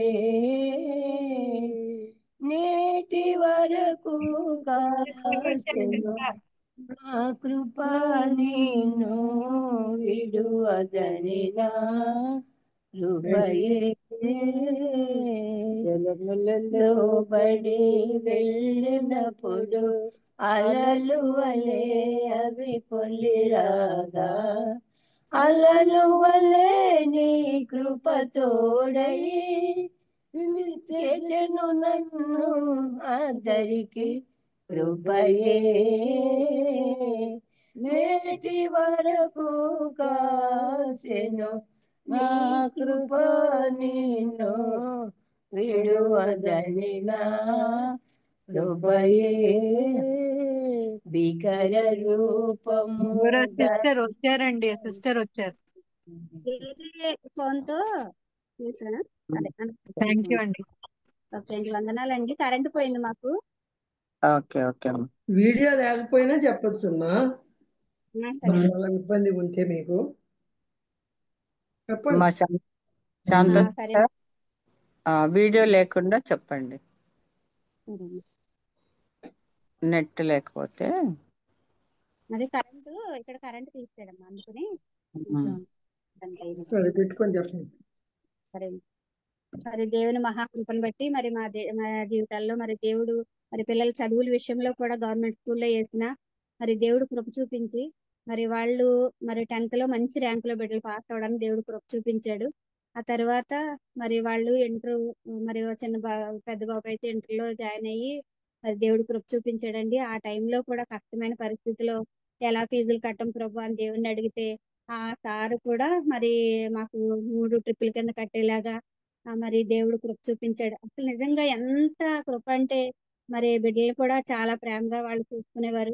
అలాగే చిన్నబాబు మరి డిప్లొమా ఎగ్జామ్ రాస్తే మరి ఫ్రీ సీట్ వచ్చిందండి వాడికి. ఫ్రీ సీట్ వస్తే నిజంగా అసలు ఆ బుక్స్ కూడా కొనకుండా మరి అక్కడ లైబ్రరీలోనే చదువుకునేవాడు. చాలా మరి బీటెక్ మరి డిప్లొమా పూర్తి చేసుకున్నాడు, అలాగే బీటెక్ కూడా మరి పూర్తి చేసుకున్నాడు. అది కూడా ఫ్రీ సీటే వచ్చింది. మరి పెద్ద బాబు అయితే డిగ్రీ ఇంటర్ అయిన తర్వాత డిగ్రీ చదువుకున్నాడు. మరి దేవుని కృపను బట్టి తన జాబ్ చేసుకుంటూ డిగ్రీ పూర్తి చేస్తున్నాడండి. మరి నిజంగా దేవుడు మరి మా పట్ల ఎంతో కృప చూపించాడు. మరి ఆ టైంలో డిగ్రీ పూర్తయిన తర్వాత కూడా కొద్ది రోజులు జాబ్ చేసుకున్నాడు. ఆ తర్వాత దేవుని మహాకృప ఏంటంటే మరి వాళ్ళ ఫ్రెండ్ వాళ్ళ డాడీ మరి వాళ్ళ తెలిసిన వాళ్ళు ఇంకొక ఇద్దరు పిల్లల్ని తిన్ని కూడా మరి వీళ్ళ ఇష్టాన్ని బట్టి అమెరికా వెళ్ళడానికి వాళ్ళు మరి దేవుని మహాకృప ఏంటంటే మనం ఎక్కడ మనము అసలు ఈయన పాలు ప్యాకెట్లు అమ్మేవారు అంతే. మరి అలాంటి పరిస్థితిలో మనం ఎక్కడమ్మా ఏకంగా అమెరికా వెళ్ళాలంటే చాలా ఖర్చు అవుతుంది అంత మనం ఎక్కడ పెట్టుకోగలము అని చెప్పి అంటే ఆ దేవుడు కృప చూపిస్తాడులే ఆయనే చూసుకుంటాడులే అనేవాడు. కానీ ఒక్కటి ఏంటంటే మరి బిడ్డలు కూడా రక్షించబడ్డారు. ఎప్పుడంటే సండే స్కూల్ కి మేము ఇలాగ పరిస్థితులు ఇబ్బందిగా ఉన్నా కానీ పిల్లల్ని మాత్రం సండే స్కూల్ పంపించేసేదాన్ని. మరి సండే స్కూల్లో కూడా చాలా ఆత్మీయంగా దేవుడు బలపరిచాడు. ఆ తర్వాత మరి ముందుగా చిన్నబాబు రక్షించబడ్డాడు. కుటుంబ ప్రార్థన ప్రతిదినం కుటుంబ ప్రార్థన చేసుకుంటూ సువార్తలు చదువుకునేవాళ్ళు. సువార్తలు చదువుకుంటా ప్రార్థనలోను దేవుడు మరి మీటింగ్స్ కి వెళ్ళినప్పుడు దేవుడు వాక్యం ద్వారా బిడ్డతో మాట్లాడి మరి చిన్నబాబుని ముందుగా రక్షించుకున్నాడు. రక్షించుకున్న తర్వాత మళ్ళీ సంవత్సరంలోనే తన బాప్తిస్మ సాక్ష్యం కూడా పొందుకున్నాడు. పెద్ద బాబు రక్షించబడలేదు. మరి నేను నా ఇంటి వారు యెహోవాను సేవించుదామనే సాక్షి నేను కోల్పోతున్నానా? మరి ప్రభు ఆ బిడ్డ మరి తప్పిపోకూడదు. ఎందుకంటే మరి వాళ్ళు కాలేజీ స్టేజ్ నుంచి మరలా మరి ఉద్యోగాలకు వేరేగా వెళ్ళారంటే ఇంక మన మాట వినరు కదా. మరి ప్రభు కానీ ఆ బాబు మరి తప్పిపోకూడదు. ప్రభువులో ఉండాలి, ఎక్కువగా ప్రభుని హత్తుకుని జీవించాలి. ఆ బిడ్డ కూడా బాప్తి సాక్ష్యం పొందుకోవాలి ప్రభు అని ప్రార్థన చేస్తే నిజంగా దేవుని మహాకృపను బట్టి కరోనా వచ్చింది. ఆ కరోనా టైంలో నా ప్రభా మరి ఆ బిడ్డ అయితే రక్షించబడలేదు. మరి అంటే చిన్నప్పటి నుంచి దేవుల్లో ఉన్నారు, దేవుడు తెలుసు. కానీ బాప్తి సాక్ష్యానికి మాత్రం ముందుకు వచ్చేవాడు కాదు. ఆ టైంలో ఏదైనా ముందుకు వచ్చినప్పుడల్లా ఆటంకం రావడం, వాళ్ళు జాబ్ చేసేవాడు కదా వేరే చోటకి వేయడం, వాళ్ళు వేరే చోటకి వెళ్ళడం, బాప్తిసాలకి రాకుండా ఆగిపోవడం, ఆ తర్వాత తీసుకుంటానమ్మా అని కూడా అంతగా వెనక పెట్టేస్తున్నాడు అని చెప్పి ఎంతగానో ప్రార్థన చేసేవాడు. ప్రార్థన చేస్తే నిజంగా కరోనా వచ్చినప్పుడు నిజంగా కరోనా వచ్చిందని మేము పరిస్థితులు కష్టమైనవి, చాలా మందిని కోల్పోయిన పరిస్థితే. కానీ ఆ టైంలో ప్రభు మాకు మేలు చేసింది ఏంటంటే బిడ్డలిద్దరూ కూడా ఇంటికి చేరడము. ఆ చిన్నబాబు చదువు పూర్తయింది. పెద్ద బాబుది అయితే మరి ఆ జాబ్ మరి తను సినీ ఫీల్డ్ చేసేవాడు. ఆ జాబ్ అక్కడ అంతా ఆపేస్తే తను కూడా ఇంటికి వచ్చేసాడు. ఇంటికి వచ్చేస్తే నిజంగా దేవుడు మా బిడ్డల్ని నా దగ్గర చేర్చాడని ఇంకా ప్రార్థన చేయడం మొదలుపెట్టాం. ప్రార్థన చేసి ప్రభువుని అడుగుతూ ఉన్నప్పుడు నిజంగా మరి ప్రభు మేము ఆరాధన మారలేదు. అమ్మ వాళ్ళ ఇంటి దగ్గర అందరం కూడుకుని మా అన్నయ్య వాళ్ళ కుటుంబం మరి అలాగే మా కుటుంబం మరి మా తమ్ముడు వాళ్ళ కుటుంబం అందరూ అక్కడ కూడి మరి ఆరాధన జరిపించుకునేవాళ్ళం. ప్రార్థన చేసుకుని ఆరాధన చేసుకునేవాళ్ళం. ఆ అమ్మాయి రొట్టి రాసం కూడా ఏర్పాటు చేసేది. మరి అలాగా ఆరాధన ఎప్పుడు కూడా మానకుండా దేవుడు కృప చూపించాడు.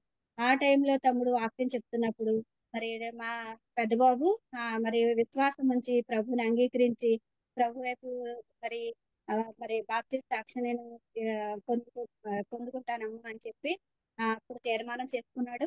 అలాగే మరి ఆ కరోనా టైంలో ఆ సంవత్సరం పూర్తయిన తర్వాత మరి డిసెంబర్ నెలలో బాప్తిస్మాలు ఇస్తున్నప్పుడు ఆ బిడ్డ సిద్ధపడి బాప్తిస్మ సాక్ష్యం పొందుకున్నాడు. నిజంగా దేవుడి కృప మహాకృప ఏంటంటే కుటుంబం అందరూ కూడా రక్షించబడడానికి దేవుడు కృప చూపించాడు.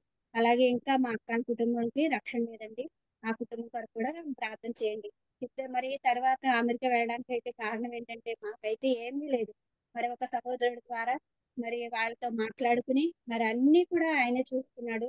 మరి మరి వాళ్ళ ఫ్రెండ్ వాళ్ళ మేనమామ ఎవరంటే మరి ఆయన వాళ్ళ డాడీ వాళ్ళు అందరూ చూసుకుని మరి ఈ బ్యాంక్ లో అమౌంట్ చూపించాలంటే అంతా కూడా వాళ్ళే అరేంజ్ చేసుకుని మరి ఎంత హెల్ప్ అంటే అసలు దేవుని కృపే. దేవుని మహాకృపను బట్టి బిడ్డ వెళ్ళడానికి మరి దేవుడు కృప చూపించాడు. అక్కడ మరి లోన్ మరి ఎడ్యుకేషన్ లోన్ పెట్టుకుని వెళ్ళాడు. వెళ్ళిన తర్వాత అసలు వెళ్ళిన తర్వాత కూడా ప్రభువా మరి ఎంతో మంది వెళ్ళిన వాళ్ళు వెనక్కి వచ్చేస్తున్నారు, వెళ్ళిన వారు పూర్తిగా వెళ్ళట్లేదు గట్టా అని చెప్తుంటే అప్పుడు మరలా ప్రార్థనే ప్రభువా మరి ఫోన్ చేస్తుంటే వెళ్ళట్లేదు ప్రభువా మరి నువ్వే బిడ్డకు మరి ఫోన్ చేసేలా చేయతండి అని ప్రార్థన చేసుకుంటే మరి నిజంగా వాడు అక్కడ దిగిన తర్వాత ఫోన్ చేశాడు. అమ్మా ఆ ఫ్లైట్ లో ఎవరు ఫోన్లు పనిచేయవు, మరి ఇక్కడ దిగాను ఇప్పుడే అని వీడియో కాల్ చేశాడు. దిగాను రూమ్ కి వెళ్తున్నానని చెప్పి. నిజంగా ఎంత కృప అంటే అసలు మాకైతే అర్హత లేదు. నిజంగా అగ్నిగుండంలో పడవలసిన మమ్మలనే అర్హత లేని మాకు ఎలాగ పరలోక భాగ్యం ఇచ్చాడో ఆ ప్రభు అలాగే నా బిడ్డలు కూడా అసలు ఇక్కడ చదివించుకోలేని గవర్నమెంట్ స్కూల్లో చదువుకున్న బిడ్డ మరి అసలు ఎలాగా ఆయన మరి దేవుని మహాకృప మరి అమెరికా వెళ్ళాడు. వెళ్ళడమే కాకుండా మరి 2 సంవత్సరాలు చదువు పూర్తి చేసుకోవడానికి దేవుడు చూపించాడు. అలాగే ఇప్పుడు ఆ బాబు జాబ్ కొరకు కూడా ప్రార్థన చేయండి. పెద్ద బాబు పేరు రాజేష్, మరి చిన్న బాబు అయితే అదే సమయంలో కూడా ఆ బాబుకి చిన్న బాబుకి మరి బీటెక్ పూర్తయిందండి. ఆ తర్వాత హైదరాబాద్ లో జాబ్ వచ్చింది. అక్కడ జాబ్ చేస్తున్నాడు. నిజంగా ఒకటే ఆ ఆ దేశం వెళ్ళడానికి ముందుగా 5 లక్షలు మనం కట్టాలి అని అంటున్నప్పుడు ముందుగా ఒక చోట అప్పు చేసి ఇద్దరిని అడిగితే అప్పు చేసి కట్టాం. కట్టిన తర్వాత మరలా క్యాన్సిల్ అయిపోతాయేమో 5 లక్షలు కట్టాలంటమ్మా అంటే మరి రేపటి దినంలో కట్టాలంటే మేము ఏ పాటి వాళ్ళం అసలు ఒక రూపాయి కూడా ఇంకా అసలు దారి లేదు ఇంకా. అటువంటి దారి లేని పరిస్థితిలో మోకరించి అందరం కుటుంబం నలుగురం కూడా ప్రార్థన చేస్తాం కన్నీటితో. ప్రభువా బిడ్డ వెళ్ళాలని ఆశపడుతున్నాడు, వెళ్ళడం నీ చిత్తమై ఉంటే మరి ఆ బిడ్డకు మరి ఆ డబ్బు సమకూర్చు తండ్రి అని అడిగి ప్రార్థన చేస్తున్నప్పుడు మరి ముందుగా ఇచ్చిన వాళ్ళనే అడిగితే మరి మరలా వాళ్ళు మరి 2 లక్షలు ఒకళ్ళు 1 లక్ష ఒకళ్ళు ఇస్తే 3 లక్షలు కూడినాయి. 2 లక్షలు ఎలాగా ప్రభువా మరి ఆ రోజు సాయంత్రానికి మరి ఎలాగా అని ప్రభుని అడుగుతుంటే ఆ ఫ్రెండ్స్ గట్టా అందరూ కూడా ఒకళ్ళు 50,000 ఒకళ్ళు 50,000 ఒక 1,00,000 అలా వేస్తే మొత్తం 5,50,000 దేవుడు సమకూర్చాడండి ఒక్క రోజులో. దేవుడు ఎంత కృప గల దేవుడు అంటే ఆయన కృప మరి అసలు మనము తలంచుకోలేం. అదే రోజు ఆ బాబు మరి వెంటనే ఆ డబ్బులు కట్టేశాడు. ఆ తర్వాత మరలా ఆడికి మరి వెళ్ళడానికి మరి టికెట్ అన్ని చూపించుకున్నాడు. చిన్న బాబుకేమో మరి జాబ్ కి జాయిన్ అవ్వమని ఫోన్ చేశారు అక్కడ కంపెనీ వాళ్ళు హైదరాబాద్. ఫోన్ చేసినప్పుడు దేవుడు స్థుతించుకుని ప్రభువా మరి మా జీవితం ఏపాటది బిడ్డలకి ఇద్దరికి దారి చూపించావా అని దేవుడు స్థుతించుకున్నాం. మరి తర్వాతగా ఇప్పుడైతే పెద్ద బాబు అయితే అమెరికాలో ఉన్నాడండి. మరి ఆ బాబుకి మరి ఉద్యోగ విషయంలో కూడా మీరు అందరూ ప్రార్థన చేయమని కోరుతున్నాను. మరి మరి చిన్న బాబు అయితే మరి హైదరాబాద్ లో జాబ్ చేసుకుంటున్నాడు. ఆ బాబు అయితే ఇప్పుడు మరి ఒక వారం సెలవు పెట్టుకుని వచ్చేయండి. మరి దేవుని మహాకృపను బట్టి మరి అందరూ కూడా ప్రభువునే హత్తుకుని జీవించడానికి దేవుడు కృప చూపించి మాకు రక్షణ భాగ్యాన్ని ఇచ్చాడు. అది మరి దేవుడు ఎంత కృప అంటే మరి మేము చెప్పలేము. ఆయన మా ఎడవ చేసిన కృప. మరి అలాగే దేవుని అనేక చోట్ల మేమైతే సొంతంగా ఏ పరిచర్య లేదండి, కానీ ఆ సంఘాన్ని ఆనుకుని స్త్రీల మధ్యలో పరిచర్య చేయడము, అలాగే అనేక స్త్రీలని ప్రభు వద్దకు నడిపించడానికి ఒక్కొక్కరికి సువార్త ప్రకటించడమే మరి ప్రత్యేకంగా నాకు ఇచ్చిన ఈ గొప్ప రక్షణ నేను మరుగుపడుకోకూడదు. మరి ఆ అగ్నిగుండం నుండి నన్ను తప్పించిన దేవుడు, మమ్మల్ని తప్పించిన దేవుడు మరి ఇంకొకళ్ళు కూడా మరి తప్పించబడాలి అని చెప్పి మరి ఒక్కొక్కరికి మరి దేవుని గురించి చెప్పడానికి దేవుడు కృప చూపుతున్నాడు. ఎంత కష్టం ఉన్నా పరిస్థితులు ఉన్నా కానీ సువార్త ప్రకటించడం మాత్రం మరి వెళ్ళడం మాత్రం మానలేదు. మరి సంఘం ద్వారా అనేక చోట్లకు వెళ్ళడానికి, స్త్రీలతోటి అనేక గృహదర్శనాలకు వెళ్ళడానికి, అలాగే మరి ఆ మరి ఒక మరి రాజపాలెము మరి పౌలన్న వాళ్ళ ద్వారా సండే స్కూల్ పరిచయకి మరి తీసుకువెళ్తారు వాళ్ళు కూడాను. అలాగే సండే స్కూల్ పరిచయకు వెళ్ళే వాళ్ళు, అలాగే మరి స్త్రీల మధ్యలో కూడా మరి దేవుడు మరి వాళ్ళని కూడా పురికొల్పడానికి మరి దేవుడు కృప చూపించాడు. అలాగే నడిపిస్తున్నాడు కూడా. ఆయన కృపా కనికరం బట్టి మరి ఇలాగా మరి మాకు రక్షణ ఇచ్చాడు. అలాగే ఆయన కృపా కనికరం బట్టి ఆయన పనిలో వాడుకుంటున్నాడు. అంటే ఆయన కృప ద్వారానే. మరి చాలా సమయం అయిపోయింది, నేను ఇంకా వాక్యం చెప్దు అని వాక్యం తీసుకున్నాను. దేవుడు ఇంకో సమయం ఇస్తే మరి వాక్యం కూడా పంచుకోవడానికి మరి దేవుడు కృప చూపిస్తాడు. నిజంగా మా జీవితాల్లో ఆయన చేసిన ఉపకారములు కొంచెం కొంచెమే మేము మీకు చెప్పాను, కానీ అసలు మరి ఇన్ని సంవత్సరాల్లో దినదినము కూడా పోరాటమే. దినదినము కూడా ఆయన కృపతో కప్పి తోడి తన రెక్కల నీడలో ఎలాగ కాపాడి బ్రతికించి బలపరుస్తున్నాడు, అలాగే మా కుటుంబాన్ని కాపాడి ఆయన రెక్కల నీడలో బలపరుస్తూ స్థిరపరుస్తూ మమ్మల్ని నడిపిస్తున్నాడు. మరి ఆ దేవునికే స్తోత్రాలు. మరి మా నాన్నగారు అయితే ప్రభు సన్నిధికి వెళ్ళిపోయారండి. ఇంకా మా అక్కల కుటుంబం రక్షించబడలేదు. మరి రామలక్ష్మి, శ్రీనివాసం మరి ముగ్గురు కుమార్తెలు, వాళ్ళ ముగ్గురు కుమార్తెలకి వివాహాలు అయిపోయినాయి. వాళ్ళందరూ కూడా రక్షించబడాలని ప్రార్థన చేయమని కోరుతున్నాను. అలాగే మా పెద్ద బాబు మరి జాబ్ వరకు, మరి చిన్న బాబు మరి జాబ్ లో మరి ముఖ్యంగా ఇద్దరు యవనస్తులుగా ఉన్నారండి. ఆత్మీయ జీవితంలో వాళ్ళు ఎదగాలి, లోకంలో పాపంలో పడిపోకుండా ఇంకా ఆత్మీయంగా బిడ్డలు ఎదుగుతూ ఆయన పనిపాత్రలుగా మేము అందరం వాడపడాలని ప్రార్థన చేయమని కోరుతున్నాను. ఈ కొద్ది సాక్ష్యం దేవుడు దీవించి ఆశీర్వదించి మన హృదయాలు ఫలం చేయను. వందనాలు. అవకాశం ఇచ్చినప్పుడు పంచుకుంటాను. 10 నిమిషాలు వాక్యం చెప్పండి శాంత గారు. సమయం ఉంటుందమ్మా? 10 నిమిషాలు చెప్పండి. 10-15 నిమిషాలు చెప్పండి ఏదైనా. సరే అమ్మా, వందనాలమ్మా. మరి అవకాశం ఇచ్చిన దేవునికి స్తోత్రాలు. అలాగే కీర్తన గ్రంథము మరి 68వ కీర్తన 11వ చరణంలో మరి ప్రభు మాట సెలవిచ్చుచున్నాడు, దాన్ని ప్రకటించే స్త్రీలు గొప్ప సైన్యముగా ఉన్నారు. మరి నిజంగా మరి ఎస్ఆర్ గ్రూప్ ది నేను స్టార్ట్ చేసి తెలుసుకున్నాక నుంచి కూడా మరి ఆయన ఇచ్చిన మరి నేను ఇదైతే మాత్రం అనుకుంటా. ఎందుకంటే అయ్యి బాబోయ్ ఇంత మంది జాయిన్ అవుతున్నారు. నేనైతే అనుకున్నాను, నా ప్రత్యేకంగా నేను అనుకున్న సాక్ష్యం అంటే చెప్తున్నాను. మరి మేము చిన్న చిన్న గ్రూపుల్లో జాయిన్ అవుతున్నాము. మరి ఆ గ్రూపుల్లో అయితే ఒక 20 మంది 30 మంది ఇంతమంది జాయిన్ అవుతున్నారు అని చాలా సంతోషపడుతుంది. నిజంగా ఈ వాక్యము అయితే ప్రకటించు స్త్రీలు గొప్ప సైన్యముగా ఉన్నారు. నిజంగా ఇందులో ఉన్న స్త్రీలు అందరూ పరిచయం చేసే స్త్రీలు ఇందులో నాకు వాక్యం చెప్పే అవకాశం ఇచ్చారంటే ప్రభువా నేను ఏపాడదాన్ని. వాళ్ళందరూ పెద్ద పెద్ద సేవ చేసే సేవకులు ప్రభువా, వారి ఎదురు నేను ఏపాడదాన్ని. నాకు చిన్న మరి అవకాశం ఇచ్చావు, ఇది నువ్వే నీ ఆత్మచేత నింపి నువ్వే నడిపించండి అని ప్రార్థన చేసుకోవడం. అసలు అమ్మ చెప్పిన కాడి నుంచి కూడా మరి దేవుడిని అదే అడుగుతూ దేవుడు నాకు ఇచ్చిన ఈ మాటలను మీతో పంచుకోవడానికి మరి దేవుడు కృప చూపిస్తున్నాడు. మరి ఈ గ్రూపు మరి ఎస్ఆర్ గ్రూప్ ద్వారా మరి నిజంగా ఈ వాక్యాన్ని నేను ధ్యానం చేసుకున్నానని ముందుగా మరి మాకు కూడా మరి ఏంటంటే మాకు స్త్రీల మీటింగ్ నడిపించడానికి మరి దయామణి అమ్మ అని ఒక అమ్మ ఉండేవారు, పెద్ద ఆవిడ కూడా. అమ్మ అయితే చాలా ప్రోత్సహించి మీరు మరి ఒక ఎస్తేరు గుంపు వలె మరి దేవుని సువార్త ప్రకటించడానికి వెళ్ళాలి, మరి అనేకులు మరి గృహ దర్శనాలు చేయాలి, అనేకుల కొరకు ప్రార్థించే వారిగా ఉండాలని చెప్పి చాలా ప్రోత్సహించేది. మేము మరి స్త్రీలందరూ కలిసి కొంతమందిగా కూడి వెళ్ళేవాళ్ళం. మరి చుట్టుపక్కల ఉన్నవారు మందిరంలో ఎవరైతే బలహీనతలుగా ఉన్నవారన్నా అలాగ వెళ్ళడానికి దేవుడు కృప చూపించాడు. అలాగా మరి మరి ఇవన్నీ ప్రోత్సాహంతో నిజంగా ప్రకటించే స్త్రీలు గొప్ప సైన్యముగా ఉన్నారని అమ్మ కూడా అది కూడా బ్యానర్ కూడా రాయించి పెట్టారు ఒకసారి. నిజంగా మరి కేజీఎమ్మని చూసినప్పుడు నాకు దయామణమ్మ అని మాకు అమ్మ కూడా ప్రభు సన్నిధికి వెళ్ళిపోయిందండి. ఇప్పటికీ తలుచుకుంటే చాలా వేదన. ఎందుకంటే తన సొంత కుమార్తె వలె ఇప్పుడు పౌలు గారికి తిమోతి కూడా ఎలా ఉన్నాడో అలాగ కూడా తీసుకెళ్లిపోయేది. ప్రతి పరిచర్కి కూడా తీసుకువెళ్ళిపోయేది. అంతగా సహవాసము ఇంకా తన సొంత కుమార్తెగా చూసుకునేది. మరి అది ఎంతగా సంతోషిస్తాను. మరి కేశమ్మ మరి మీతో పంచుకునేది మరి మీటింగ్ స్త్రీల కూడికల్లో యాక్టివ్ గా నడిపించడము, ఆ వయసులో కూడా యాక్టివ్ గా నడిపించడం, ఇవన్నీ చూసి నాకు దయామణం జ్ఞాపకం వచ్చి చాలా దుఃఖం వచ్చేస్తూ ఉంటది. ఓ పక్కనేమో అమ్మని చూసినంత ఆనందం కలుగుతూ ఉంటది, చాలా సంతోషం కలుగుతూ ఉంటది. నేను ఒక్కొక్కసారి మధ్యలో జాయిన్ అవుతున్నాను కానీ మధ్యన మనకి వీడియోలు పెడతారు కదా, అప్పుడు కంపల్సరీ వాక్యము అది వినటానికి దేవుడు కృప చూపిస్తున్నాడు. అలాగే మరి ప్రభు మాట సెలవిచ్చుచున్నాడు, దాన్ని ప్రకటించే స్త్రీలు గొప్ప సైన్యముగా ఉన్నారు. కీర్తనలు 68వ కీర్తన 11వ చరణంలో మరి చూసుకుంటే మరి ప్రకటించే స్త్రీలు ఎలా ఉన్నారంటే గొప్ప సైన్యముగా ఉన్నారు. మరి సైన్యములకు అధిపతి యెహోవా అని ఒక స్త్రీ పేరు పెట్టింది కదండి. మరి హన్నా అనే దేవుణ్ణి ఏమని ప్రార్థిస్తుంది? సైన్యములకు అధిపతి యెహోవా అని ప్రార్థన చేస్తుంది. ఈ సైన్యానికి అధిపతి ఎవరు? ప్రభువే, ఆయనే.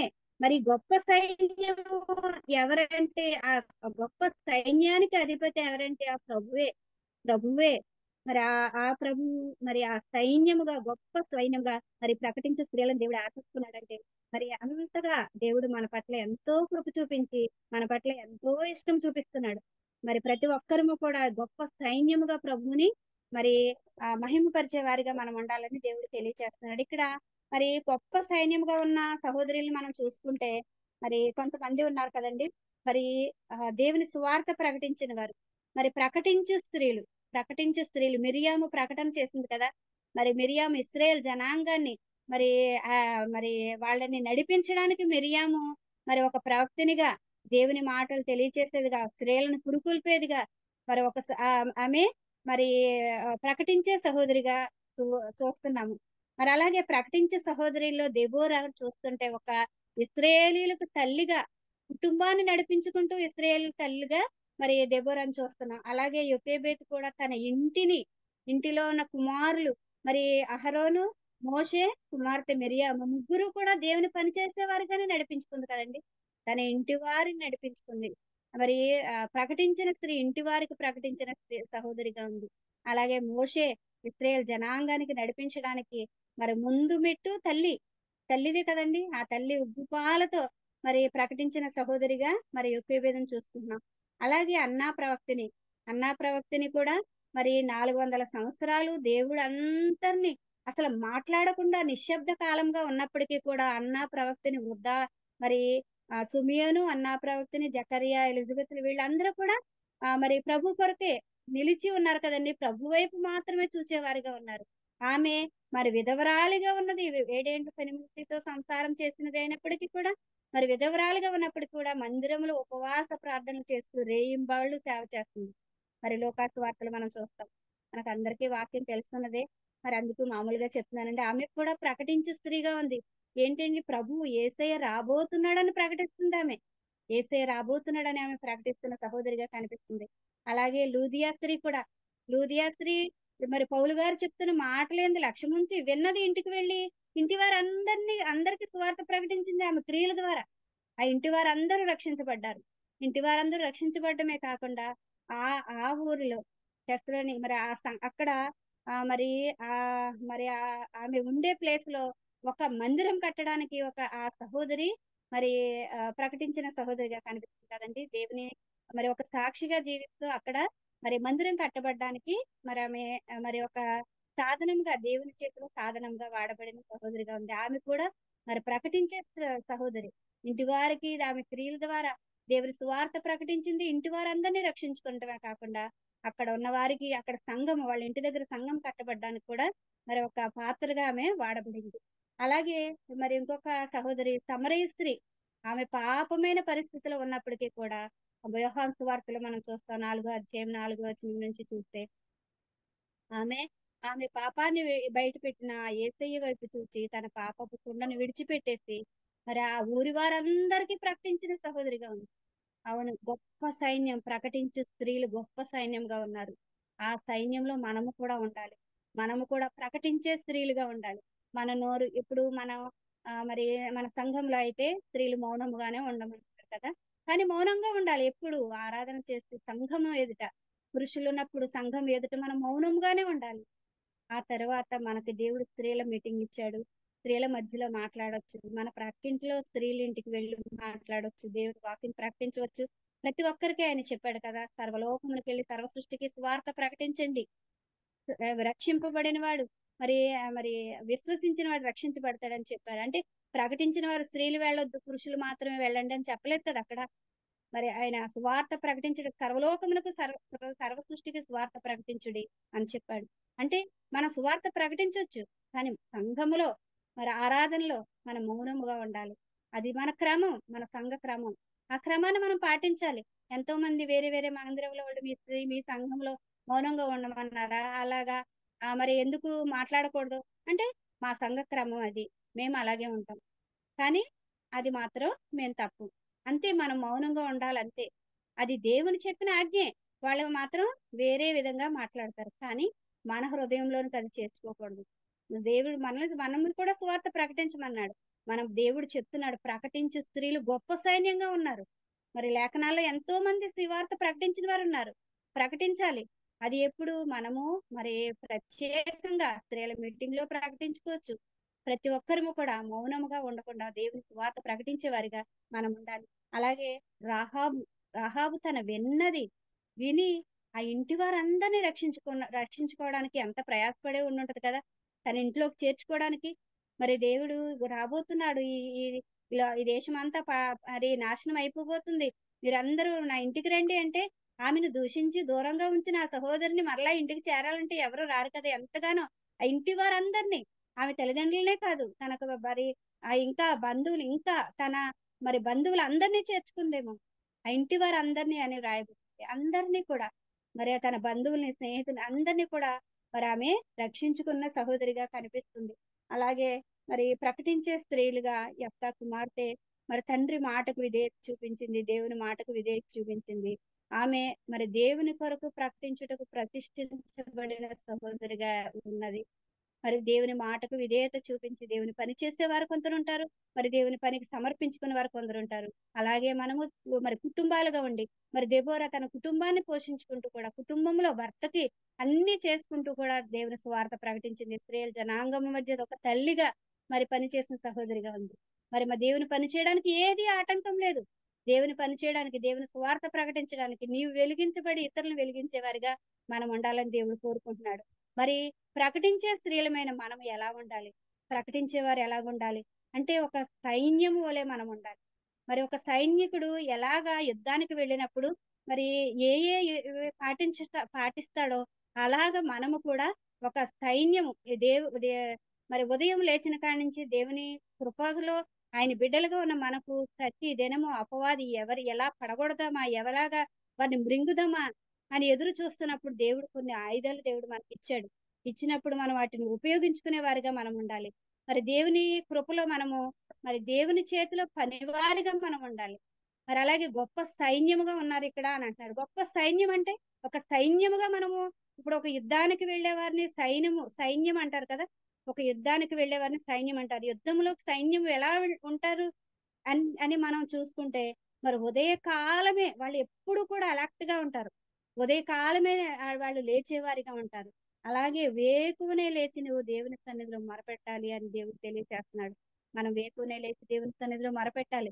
ఆయన చెప్తున్నాడు మరి యేసయ్యే మరి చీకటితో ఇంకా చీకటిగానే ఉండగానే లేచి మరి మొరపెట్టిన వారిగా యేసయ్య ఉన్నారు. అలాగే వేకువనే లేచి మనం మొరపెట్టే వారిగా ఉండాలి.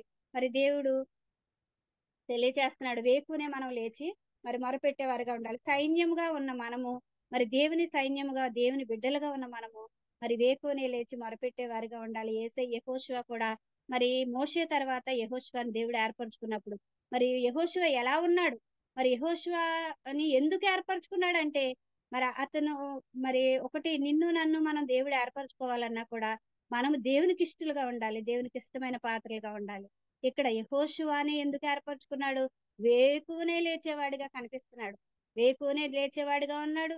మరి మోషేను వెంబడించేవాడిగా ఉన్నాడు. ప్రభువుని ఇంకా మరి పని చేయడానికి ఇష్టపడేవాడిగా ఉన్నాడు కనుకే యెహోషువని దేవుడు ఏర్పరచుకున్నాడు. అలాగే మరి యెహోషువ 3వ అధ్యాయం 1వ వచనంలో చూసుకుంటాడు. యెహోషువ వేకువనే లేచి నా సహోదరుడిగా కనిపిస్తున్నాడు. అలాగే యేసయ్య కూడా మరి ఆయన పెందల కాడనే లేచి మరి అరణ్యమునకు వెళ్ళి ప్రార్థన చేశాడు. పెందల కాడనే లేచాడు యేసయ్య మనకు మాదిరి. మరి వేకునే లేచి గొప్ప సైన్యంగా ఉన్న మనము ఎలా ఉండాలంటే వేకునే లేచి దేవుని సన్నిధిలో మొరపెట్టాలి. విలాప వాక్యంలో చెప్తున్నాడు కదా, మరి రేయి మొదటి జామున లేచి నీ బిడ్డల కొరకు నువ్వు మొరపెట్టు. వారు రక్షింపబడ్డారు కదా, పర్వాలేదు అనుకుంటానికి లేదు. అపవాది ఎవరిని మృంగుదునా అని ఎదురు చూస్తున్నాడు. ఇర్మియా గ్రంథంలో చెప్తున్నాడు కదా, పసిపిల్లల ప్రాణమును అలాగే యవ్వనస్తుల ప్రాణమును రాజ్య మార్గంలో ప్రవేశించకుండా వారిని ఎవరిని మృంగుదునా అని అపవాది ఎదురు చూస్తున్నాడు. ఆ అపవాది చేతిలోకి బిడ్డలు వెళ్లకుండా మనం మరి కాపాడుకోవాలంటే మొరపెట్టాలంతే. రేయి మొదటి జామున లేచి మనం నీ బిడ్డల కొరకు నీళ్లు కుమ్మరించినట్లు నువ్వు కుమ్మరించి ప్రార్థన చేయమని మరి విలాప వాక్యములు 2వ అధ్యాయం 19వ వచనంలో దేవుడు చూపిస్తున్నాడు. మరి రేయి మొదటి జామున లేచి మన బిడ్డల కొరకు, వాళ్ళ రక్షణ కొరకు, రక్షించబడిన వారి ఉద్యమం కొరకు, ఆయన రాజ్యం చేరేంత వరకు కూడా మనము మరి మొరపెట్టే వారిగా మనం ఉండాలి. ఆయన కృపలో మనం ఇంకనూ వర్ధిల్లుతూ ముందుకు సాగేవారుగా. శరీరంలో ఆశీర్వాదమే కోరుకుంటున్నాం కానీ లోకంలో ఆశీర్వాదం కాకుండా ఆత్మీయ ఆశీర్వాదం కూడా మనం కోరుకోవాలి. ఆయన వైపు చూచేవారిగా ఉండాలి. సామెతల గ్రంథం 31వ అధ్యాయం 15వ వచనంలో మరి ఆ సహోదరిని చూసుకుంటే ఆమె చీకటితోనే లేచి తన ఇంటి వారికి ఆహారం సిద్ధపరిచేదిగా ఉంది. మన ఇంటి వారికి ఆత్మీయ ఆహారం సిద్ధపరచుకునే వారిగా ఉండాలి. ప్రార్థనే దేవుడు మనకిచ్చిన ఆయుధం. ప్రార్థన ద్వారా మనం ప్రార్థన చేస్తే వాళ్ళు ఎక్కడ ఉన్నా కూడా ఆయన చేతిలో పెట్టాము. ఆయన చేతిలో వారు రక్షణలో మరి నడుచుకునే వారిగా వాళ్ళకి ఆత్మీయ ఆహారం అందే విధంగా దేవుడే చూసుకుంటాడు. మన ప్రార్థన అనేది ఆయుధం దేవుడు మనకి ఇచ్చినప్పుడు అది మనం వాడుకునే వారిగా ఉండాలి. మరి ఒక సైనికులుగా మరి మనం ప్రకటించే సహోదరులుగా గొప్ప సైన్యముగా ఉన్న మనము వేకునే లేచి మరి కుటుంబాల కొరకు, రక్షణ కొరకు, అలాగే అంతేకాకుండా మరి సంఘ క్షేమం కొరకు, అలాగే మన దేశ క్షేమం కొరకు కూడా ప్రార్థించే వారిగా మనం ఉండాలని దేవుడు మనకు తెలియజేస్తున్నాడు. రెండవదిగా చూసుకుంటే చురుకుగా ఉండేవారుగా ఉండాలి. చురుకుగా ఉండటం గొప్ప భాగ్యము. దేవుని పని చేసేవారు చురుకుగా ఉండాలని దేవుడు తెలియజేస్తున్నాడు. చురుకుగా ఉండి మరి దేవుని పని చేసే వారిగా ఉండాలి. మరి మరి సామెతలు 12:27 చెప్తున్నాడు కదా, చురుకుగా ఉండుట గొప్ప భాగ్యం అని చెప్తున్నాడు. అలాగే మరి నిర్గమాకాండం 1:19 చూసుకుంటే హెబ్రీ స్త్రీలు చురుకైన వారు వాళ్ళు మరి కానుపు మరి మరి మంత్రస్థానాలు వచ్చే లోపలనే వాళ్ళు మరి బిడ్డలు కనేస్తున్నారని హెబ్రీ స్త్రీలు చురుకైన వారుగా ఉన్నారని చెప్తున్నాడు. అలాగే మరి ఈ షిప్రాపుయ కూడా మరి హెబ్రీ స్త్రీలతో మరి చురుకైన వారుగానే తెలియజేస్తున్నాడు. అంతేకాకుండా రెబ్కా కూడా చురుకైనది కదండి, చురుకైనది. ఆమెకు నీళ్లు కావాలని అక్కడ ఎలియాజరు అడుగుతున్నప్పుడు మరి ఎలియాజర్కి వాటర్ నీళ్లు పోసింది. అలాగే అక్కడున్న మరి ఆ ఒంటెలకి 10 ఒంటెల నిండా ఆ ఒంటెలకు కూడా నీళ్లు చేదిపోసింది. చురుకుగా పరిగెత్తుకుని ఇంటికి వెళ్ళి నా ఇంటికి రండి అని ఒంటెలకు కూడా మీకు కూడా స్థానం ఉందని చెప్పి వాళ్ళ ఇంటికి ఆహ్వానించిన చురుకైన సహోదరిగా ఆమె కనిపిస్తుంది. అంతేకాకుండా మరి మరి చురుకైన మరి స్త్రీలలో చూసుకుంటే మరి పరిచయం చేసిన వాళ్ళు లూదియా ఉన్నారు. అలాగే మరి మరి చురుకుగా ఆమె మరి ఫీబే అనే సహోదరి కూడా మరి పౌలు గారికి ఎంతో సహాయం చేసిన చురుకైన పాత్రగా ఉంది. చురుకుగా పనిచేయట దేవునికి ఇష్టం. బద్ధకస్తులు అంటే దేవునికి ఇష్టం ఉండదని మరి దేవుని లేఖనం తెలియజేస్తుంది. చురుకైన పనివారుగా మనం ఉండాలని, మరి దేవుని పనిలో ఎప్పుడు కూడా మనం చురుకుగా ఉండాలని దేవుడు మనకు తెలియజేస్తున్నాడు. మూడవదిగా చూసుకుంటే సైనికులు మరి సైన్యం, గొప్ప సైన్యంగా ఉన్న మనం ధైర్యముగా ఉండాలి. మనం పిరికివారు అవిశ్వాసులు మరి రెండవ మరణంలో పాత్రలు అన్నట్టు మనం ధైర్యముగా ఉండాలి. ఆ ధైర్యం ఎప్పుడు వస్తుందంటే ప్రభువుని హత్తుకున్నప్పుడే, ప్రభు వాక్యాన్ని హత్తుకున్నప్పుడే, ప్రార్థనలో ఎదిగినప్పుడే మనకు ధైర్యాన్ని దేవుడు దయచేస్తాడు. షడ్రకు మేషకు అబేద్నెగోలు మరి ఆ విగ్రహానికి మ్రొక్కమన్నప్పుడు అగ్నిలో పడవేయడానికి తీసుకువెళ్ళిపోతున్నారు. అయినా పిరికివారుగా వాళ్ళు లేరు, ధైర్యంగా ఉన్నారు. ఆ ధైర్యం ఎప్పుడు వచ్చిందంటే వారికి ప్రార్థన ద్వారానే. మరి మమ్మలను రక్షించుటకు సమర్థుడు మా దేవుడు, రక్షింపకపోయినా ప్రభువా రాజా మరి మేము మరి అగ్నిగుండంలో వేయడానికి మరణించడానికి సిద్ధమే అని ధైర్యంతో నిలిచారంటే ఆ ధైర్యం దేవుడే ఇచ్చాడు. ప్రార్థన ద్వారా ధైర్యం వస్తుంది. మనకు పిరికితనం అనేది వచ్చింది అంటే మనం ప్రార్థనలో తగ్గిపోయి బలహీనలుగా ఉన్నామేమో. అందుకే మనం పిరికివారిగా, మన కుటుంబ సమస్యల్లో పిరికివారిగా ఉన్నామేమో. బాధపడుతున్నామా, భయపడుతున్నామా, ఎటువంటి పరిస్థితిలో ఉన్నామా, మరి కష్టమైన బాధైన మన ప్రభువు ఉన్నాడని ధైర్యంతో నిలవాలి అంటే ప్రార్థన దేవుడిచ్చిన మనకు ఇచ్చిన ఆయుధం. మోకరించి ప్రార్థన చేస్తే అపవాది పారిపోతాడు. మరి మనం ప్రభుకి ఇష్టలుగా ఉండాలంటే ప్రార్థనే దేవుడు మనకి ఇచ్చిన ఆయుధం. ప్రభు వైపు చూచేవారిగా, అలాగే ధైర్యంగా నిలిచేవారిగా. మరి దానియేలు ధైర్యంతో మరి సింహాల గుహలో వేసేసినప్పటికీ ధైర్యంగా ఉన్నాడంటే మరి ఆ ధైర్యం ఎక్కడి నుంచి వచ్చింది? అది దేవుని దగ్గర ప్రార్థన ద్వారా ధైర్యం కలుగునని కీర్తనలు 61 కీర్తన మరి 2 చరణంలో చూసుకుంటాం. అలాగే 4వదిగా చూసుకుంటే బలముగా ఉండాలి. దేవుని పని చేసేవారు బలముగా ఉండాలని దేవుడు కోరుతున్నాడు. ఆ బలము, ధైర్యము మన ప్రభువే. మన ప్రభు బలవంతుడైన దేవుడు చెప్తున్నాడు. యోహాను మొదటి పత్రిక 2:14 చూసుకుంటే మీరు బలవంతులు.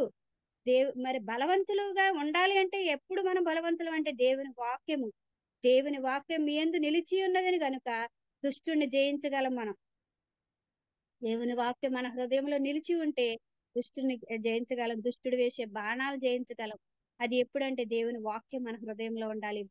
యేసయ్యనే అపవాది మరి ఎన్నో శోధనలు కలుగచేశాడు కదండి. 3 సార్లు చాలా శోధించాడు. దేవుని వాక్యం ద్వారానే జయించాడు దేవుడు యేసయ్య. అలాగే మనం దేవుని వాక్యం మన హృదయంలో ఉంటే మనం బలము కలిగి, అంటే ఆత్మీయ జీవితంలో పడిపోకుండా మనం బలము కలిగి ఉండాలంటే దేవుని వాక్యం మనలో ఉండాలి. దేవుని వాక్యాన్ని ఎప్పుడు కూడా ధ్యానించాలి. దేవుని వాక్యాన్ని చదువుకున్నట్టు బైబిల్ పూర్తి చేస్తున్నాం ఎన్ని రోజులు, ఎన్నిసార్లు పూర్తి చేస్తాం, అన్నిసార్లు పూర్తి చేస్తాం అనుకుంటాం. కానీ దేవుని వాక్యం మన హృదయంలో ఎంతగా బలంగా పనిచేస్తుంది. దేవుని వాక్యం మనల్ని బలపరిచేది, ఆయన వాక్యం మనల్ని బాగు చేసేది, దేవుని వాక్యం మనల్ని స్వస్థపరిచేది, దేవుని వాక్యం మనకు ధైర్యాన్ని ఇచ్చేది. మనం బలము కలిగి పనిచేసేవారుగా ఉండాలి. యుద్ధానికి వెళ్ళిన వారు పిరికివారిగా యుద్ధానికి వెళ్ళరు కదండి. ఆ సైనికులు ఎలా వెళ్తారంటే ధైర్యంతో ముందుకు వెళ్తారు. ధైర్యంతో ముందుకు వెళ్తారు. ఆ ధైర్యము, ఆ బలము ముందు అక్కడికి వెళ్ళేవారు బలము కావాలి. బలము లేకుండా బలహీనంగా ఉన్నవారిని అక్కడ యుద్ధానికి ఎన్నుకోరు కదండి. బలముగా పనిచేసేవారినే దేవుడు అక్కడ ఒక యుద్ధానికి వెళ్ళినప్పుడు సైనికుల్ని ఎన్నుకుంటారు. బలముగా పనిచేసేవారిని, బలంగా పుష్టిగా ఉన్నవారిని అక్కడ యుద్ధానికి ఎన్నుకుంటారు. నిజంగా మనం ఆత్మీయ బలము కలిగిన వారిగా ఉండాలి. ఆత్మీయ జీవితంలో మనం బలం కలిగి పనిచేసే వారిగా ఉండాలి. మరి బలవంతులైన వారిగా ఉండాలి. ఈ బలము మరి బలహీనమయ్యే వారుగా మనం చాలా బలవంతుడు, శరీరపూర్వకంగా ఎంతో బలవంతుడు, కానీ ఆత్మపూర్వకంగా బలహీనుడైపోయాడు. అది అపవాది చేతిలోకి వెళ్ళిపోయి బలహీనుడైపోయాడు. మనము ఆరంభం కంటే కార్యాంతం మేలని అంతము వరకు కూడా బలవంతులుగా మనం జీవించాలి. అది ప్రభు కొరకు పనిచేసేవారు, బలవంతులైన వారిగా, ఆత్మీయ జీవితంలో బలవంతులైన వారిగా మనం ఉండాలి. దేవుడు మనకు తెలియజేస్తున్నాడు. ఆత్మ బలం కలిగి ఉండాలి. అలాగే శ్రమ అనుభవించడానికి ఇష్టపడతారు కదా సైనికులు. వాళ్ళకి కష్టమే, ఎదురుగుండా బాణాలు పడుతున్నాయి, ఎదురుగుండా కత్తులతో యుద్ధానికి వస్తున్నారు, అయినప్పటికీ కూడా ముందుకే వెళ్తారు కానీ వెనకడుగు వేయరు. అలాగే మరి సైన్యముగా ఉన్న మన స్త్రీలమైన మనము, దేవుని పని చేస్తున్న మనకు శ్రమ అనుభవించడానికి ధైర్యంతో ముందుకు సాగేవారిగా ఉండాలి. కానీ మనం ఎప్పుడు పిరికివారిగా మనం ఉండకూడదు. దేవుని ఆత్మ కలిగి, ప్రార్థన బలము కలిగి, మనము ధైర్యంతో ముందుకు సాగేవారిగా ఉండాలని దేవుడు మనకు తెలియజేస్తున్నాడు. హెబ్రీ పత్రికలు యేసు ప్రభు కూడా గవిని వెలుపల శ్రమ పడ్డాడని మరి యేసు ప్రభు వారే మనకు మాదిరిగా చూపిస్తున్నాడు. ఆయనే మనకు మాదిరి, ఆయనే మనకు బలము శక్తి కూడా. ఆయనే మనల్ని బలపరిచేవాడిగా ఆయన ఉన్నాడు. తిమోతి పత్రికలు మంచి సైనికుని వలె మరి శ్రమ అనుభవించమంటున్నాడు కదా.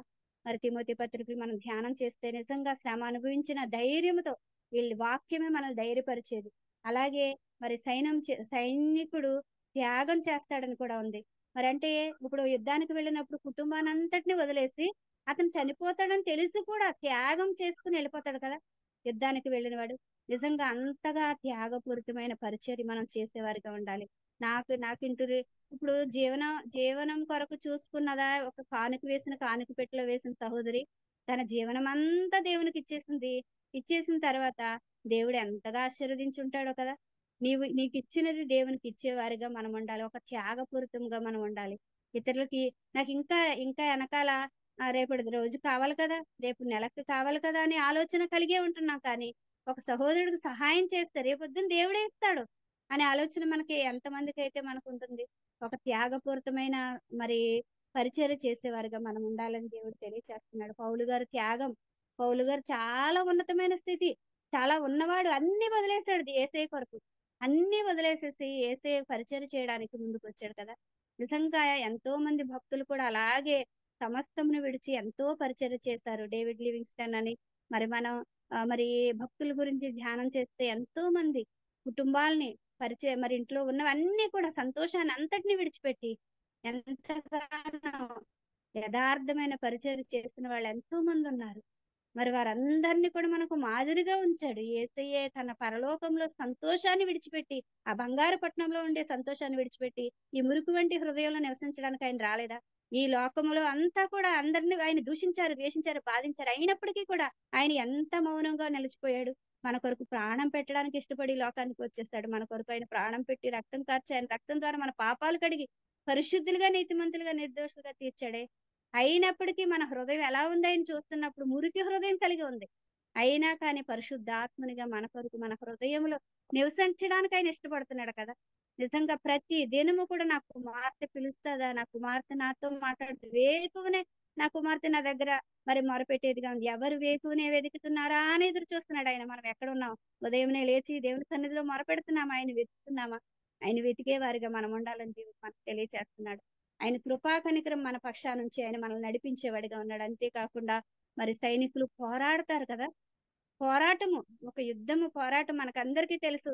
మరి ఎఫెసీయులకు రాసిన పత్రిక 6వ అధ్యాయంలో మనం చూసుకుంటే మరి అపవాది తంత్రములను మరి ఎదుర్కించుటకు మరి మనము సర్వాంగ కవచమును ధరించుకొనుడి అని దేవుని లేఖనం తెలియచేస్తుంది.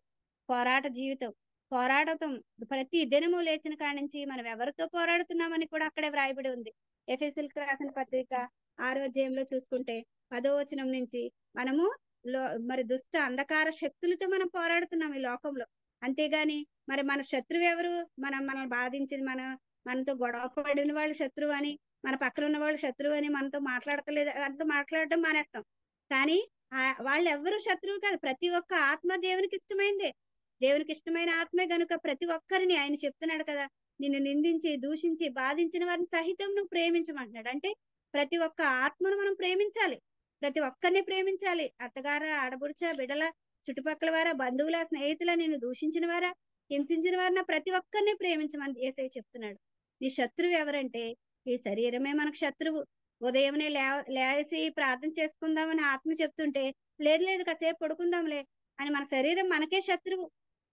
దాన్ని జయించాలి. మొదటిగా లేవగానే మన శరీరాన్ని జయించాలి, అలాగే లోకాశలను జయించాలి, అలాగే శరీర ఆశలను జయించాలి.